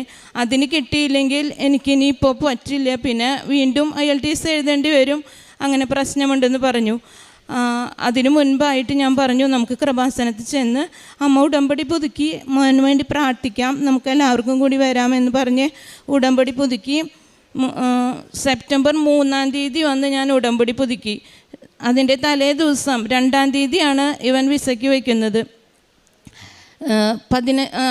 ഉടമ്പടി പുതുക്കിയതിന് ശേഷം ഞാൻ മാതാവിൻ്റെ ചാപ്പലിൽ വന്ന് നിയോഗങ്ങൾ എഴുതിയിട്ടുള്ള ആ പേപ്പർ ആ പെട്ടിയിൽ നിക്ഷേപിക്കുമ്പോൾ ഞാൻ മാതാവിൻ്റെ അടുത്ത് കരഞ്ഞ് പ്രാർത്ഥിച്ചിരുന്നു, പരിശുദ്ധ അമ്മേ, ഇന്ന് 3-ാം തീയതി, അടുത്ത 3-ാം തീയതി ആകുമ്പോഴേക്കും എൻ്റെ മകനൊരു ഉത്തരം നൽകണമേ. അവന് വേണ്ട കാര്യങ്ങൾ അവിടുന്ന് തന്നെ നടത്തി തരണമേ എന്ന് കരഞ്ഞു പ്രാർത്ഥിച്ചിരുന്നു. അതിൻ്റെ ഫലമായി 2-ാം തീയതി വിസയ്ക്ക് വെച്ചത് സെപ്റ്റംബർ 18-ാം തീയതിയാണ് ഞങ്ങൾക്ക് ഫോണിൽ മെസ്സേജ് വരുന്നു, വിസ അപ്രൂവ്ഡ് എന്ന് പറഞ്ഞ്. ഞങ്ങൾ ഒത്തിരിയധികം സന്തോഷിച്ചു. മാതാവിൻ്റെ അനുഗ്രഹം കൊണ്ട് മാത്രമാണ് ഞങ്ങൾക്കത് ലഭിച്ചത്. കാരണം പല വിധത്തിലും ഞങ്ങൾ ട്രൈ ചെയ്തിട്ട് നടക്കാതിരുന്നൊരു കാര്യം പരിശുദ്ധ അമ്മ ഇടപെട്ടപ്പോൾ എത്രയും പെട്ടെന്നാണ് അത് നടത്തി തന്നതെന്ന് ഞങ്ങൾ ഉറച്ച് വിശ്വസിച്ചു. ഇപ്പോൾ ഈ ജാനുവരിയിൽ അവന് ക്ലാസ് തുടങ്ങുകയാണ്. ഇനി അവൻ പറയും, ബാക്കി കാര്യങ്ങളെല്ലാം പറയും. അതിനു മുൻപ് ഞങ്ങൾ ചെയ്ത കാരുണ്യ പ്രവർത്തികൾ പറയാം. ഇവിടെ നിന്ന് കൃപാസനം പത്രം കൊണ്ട് വിതരണം ചെയ്യുമായിരുന്നു. പിന്നെ രോഗികളെ സന്ദർശിക്കുമായിരുന്നു. പിന്നെ രോഗികൾക്കായിട്ട് ഞങ്ങളുടെ ഇടയിൽ നിന്ന് ഇടയ്ക്ക് പൊതിച്ചോറ് കൊണ്ടുപോകുന്ന സമ്പ്രദായം ഉണ്ടായിരുന്നു. അതിനെല്ലാം സജീവമായി പങ്കെടുത്തിരുന്നു. പിന്നെ പറ്റുന്ന വിധത്തിലെല്ലാം മറ്റുള്ളവരെ സഹായിക്കുമായിരുന്നു. പിന്നെ ആത്മീയ ജീവിതത്തിലും വളരെയധികം മാറ്റങ്ങൾ ഉടമ്പടി എടുത്തതിന് ശേഷം ഞങ്ങൾക്കും കുടുംബത്തിനും മാറിയിട്ടുണ്ട്. കാരണം കുടുംബ പ്രാർത്ഥന തന്നെ മുടങ്ങാതെ ചൊല്ലുന്നൊരവസ്ഥ. പിന്നെ ദിവ്യബലിയിൽ എന്നും പങ്കുകൊള്ളുക. പിന്നെ മാസം തോറും പറ്റുകയാണെങ്കിൽ 2 ആഴ്ച കൂടുമ്പോഴെങ്കിലും കുമ്പസാരിക്കാവുന്ന ഒരു നല്ല ഒരുക്കം ഈശോയുടെ സന്നിധിയിൽ ഞങ്ങൾക്ക് ലഭിച്ചു. അങ്ങനെ ഒത്തിരി അനുഗ്രഹങ്ങളും കൃപകളും പരിശുദ്ധ അമ്മ വഴി തിരുക്കുമാരൻ നിന്ന് ഞങ്ങൾക്ക് വാങ്ങിത്തന്നു. അതിനെ ഒത്തിരി നന്ദി പറയുന്നു. ഒത്തിരി അനുഗ്രഹങ്ങൾക്ക് ഒരുപാട് നന്ദിയും സ്തുതിയും അർപ്പിക്കുന്നു. എൻ്റെ പേര് അഞ്ചൽ എന്നാണ്. അമ്മ പറഞ്ഞ പോലുള്ള കാര്യങ്ങളാണ് ഞാൻ പറയുന്നത്. ഞാൻ ഒരു 2022 ഒക്ടോബറിലാണ് IELTS പാസ്സായത്. അത് കഴിഞ്ഞിട്ട് കാനഡയ്ക്ക് പോകാനായിട്ട് ആദ്യം തന്നെ ശ്രമിച്ചത്. പക്ഷേ ലോൺ അന്വേഷിച്ച് ചെന്നപ്പോഴാണ് അവർ പറയുന്നത് ഡിപ്ലോമയ്ക്ക് ലോൺ കിട്ടില്ലെന്ന് പറഞ്ഞു. ഞാൻ ഡിപ്ലോമ കോഴ്സാണ് നോക്കിയായിരുന്നു 2 വർഷത്തെ. ബാങ്കുകളിലൊക്കെ കയറി ഇറങ്ങി ലാസ്റ്റ് ലോൺ കിട്ടില്ല എന്ന് തീരുമാനമായി. അത് കഴിഞ്ഞിട്ട് പിന്നെ ചേട്ടനുണ്ട്, വിലിപ്പിച്ചൻ്റെ ചേട്ടൻ, ആൾ ന്യൂസിലാൻഡിലാണ്. അപ്പോൾ ആൾക്ക് PR കിട്ടിയപ്പോൾ പിന്നെ അവിടേക്ക് ട്രൈ ചെയ്യാമെന്നായി സ്പോൺസർഷിപ്പ് ലെറ്റർ വെച്ചിട്ട്. അങ്ങനെ ന്യൂസിലാൻഡിലേക്ക് ട്രൈ ചെയ്യാനായിട്ട് അടുത്ത പ്രോസസ്സിങ് തുടങ്ങി.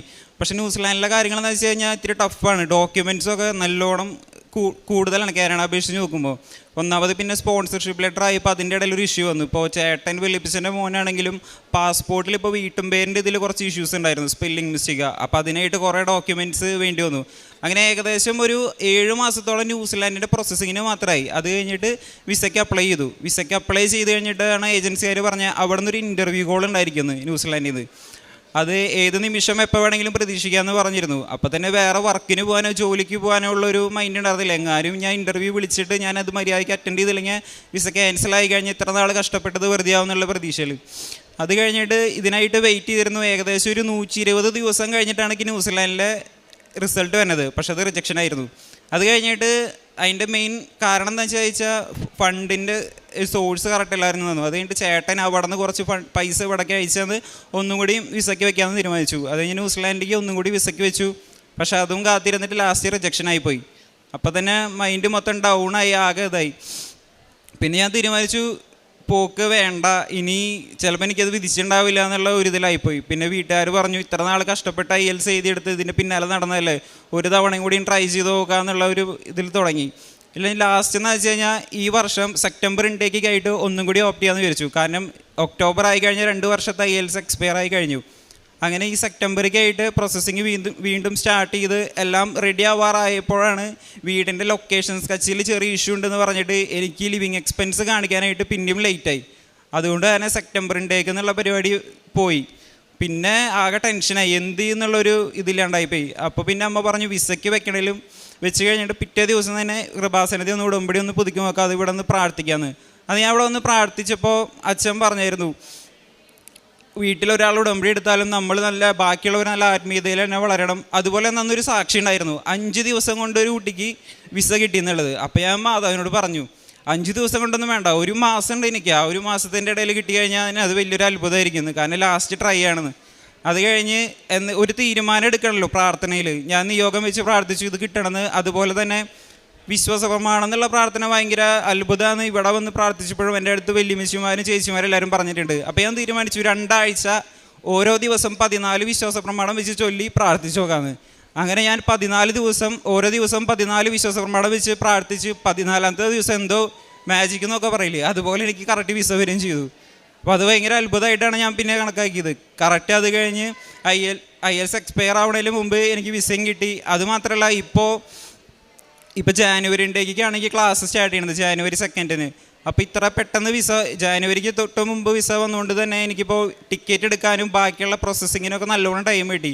ബാക്കിയുള്ള കുട്ടികളെല്ലാവരും ടിക്കറ്റ് എടുത്തപ്പോൾ നല്ല പൈസ എന്നാണ് പറഞ്ഞത്. കാനഡയ്ക്ക് ഇപ്പോൾ ഫ്ലൈറ്റ് ടിക്കറ്റ് എടുക്കുകയാണെങ്കിൽ അക്കോമഡേഷൻ്റെ കാര്യത്തിലൊക്കെ ദൈവം മാതാവിൻ്റെ അനുഗ്രഹം കൊണ്ട് എനിക്കത് കുറച്ച് പൈസയിൽ കിട്ടുകയും ചെയ്തു. വലിയൊരു അനുഗ്രഹമാണ് അമ്മ മാതാവും ഈശോയും എനിക്ക് തന്നത്. അതിനോട് ഞാൻ ഇവിടെ നല്ലോണം നന്ദി പറയുന്നു. ഈ വരുന്ന 13-ാം തീയതിയാണ് മോൻ കാനഡയിലേക്ക് പോകുന്നത്. ജനുവരിയിൽ ക്ലാസ് തുടങ്ങും, എങ്കിലും നേരത്തെ പോകുന്നു. നിങ്ങളെല്ലാവരും അവന് വേണ്ടി പ്രാർത്ഥിക്കണമെന്ന് അപേക്ഷിക്കുന്നു. യേശുവേ നന്ദി, യേശുവേ സ്തുതി. 1 പത്രോസ് 1-ാം അധ്യായം 6-7 തിരുവചനങ്ങൾ. അല്പകാലത്തേക്ക് വിവിധ പരീക്ഷകൾ നിമിത്തം നിങ്ങൾക്ക് വ്യസനിക്കേണ്ടി വന്നാലും അതിൽ ആനന്ദിക്കുവിൻ. കാരണം അഗ്നിശോധനയെ അതിജീവിക്കുന്ന നശ്വരമായ സ്വർണത്തേക്കാൾ വിലയേറിയതായിരിക്കും പരീക്ഷകളെ അതിജീവിക്കുന്ന നിങ്ങളുടെ വിശ്വാസം. ജെസ്സി ഷാജു എന്ന ഈ സഹോദരിയും മകനും നന്ദിയുടെ കുപ്പുകരത്തോടുകൂടി പരിശുദ്ധമ്മയുടെ കൃപാസന മാതാവിൻ്റെ തിരുനടയിൽ ജീവിതത്തിൽ ലഭിച്ച വലിയ അനുഗ്രഹങ്ങളെ സാക്ഷ്യപ്പെടുത്തുകയാണ്.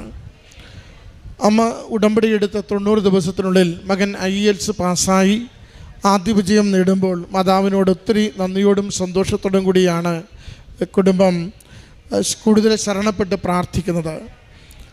എന്നാൽ അതിൻ്റെ പ്രോസസ്സിലേക്ക്, വിദേശത്ത് പോകുവാനുള്ള പ്രോസസ്സിലേക്ക് പോയപ്പോൾ കുടുംബം നേരിട്ട വലിയ പ്രതിസന്ധികളെയാണ് പിന്നീട് പങ്കുവെച്ചത്.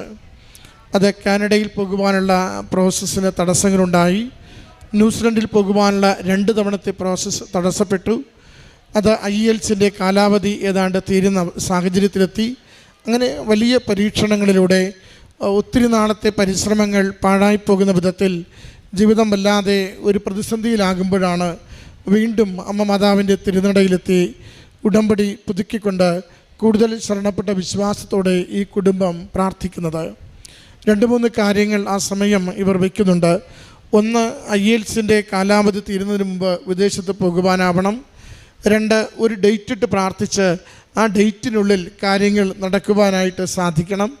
അതോടൊപ്പം തന്നെ സാമ്പത്തികമായ ഭാരം കുറച്ചുകൊണ്ട് ഈ യാത്ര പഠനം സുഗമമാക്കുവാൻ വേണ്ടി അമ്മ മാതാവ് സഹായിക്കണമെന്ന് സാക്ഷ്യം പറഞ്ഞു നിർത്തുമ്പോൾ 3 കാര്യങ്ങളും എത്ര സുന്ദരമായി അമ്മ ഈ കുടുംബത്തിന് സാധിച്ചുവെന്ന് അവർ സാക്ഷ്യപ്പെടുത്തുകയാണ്.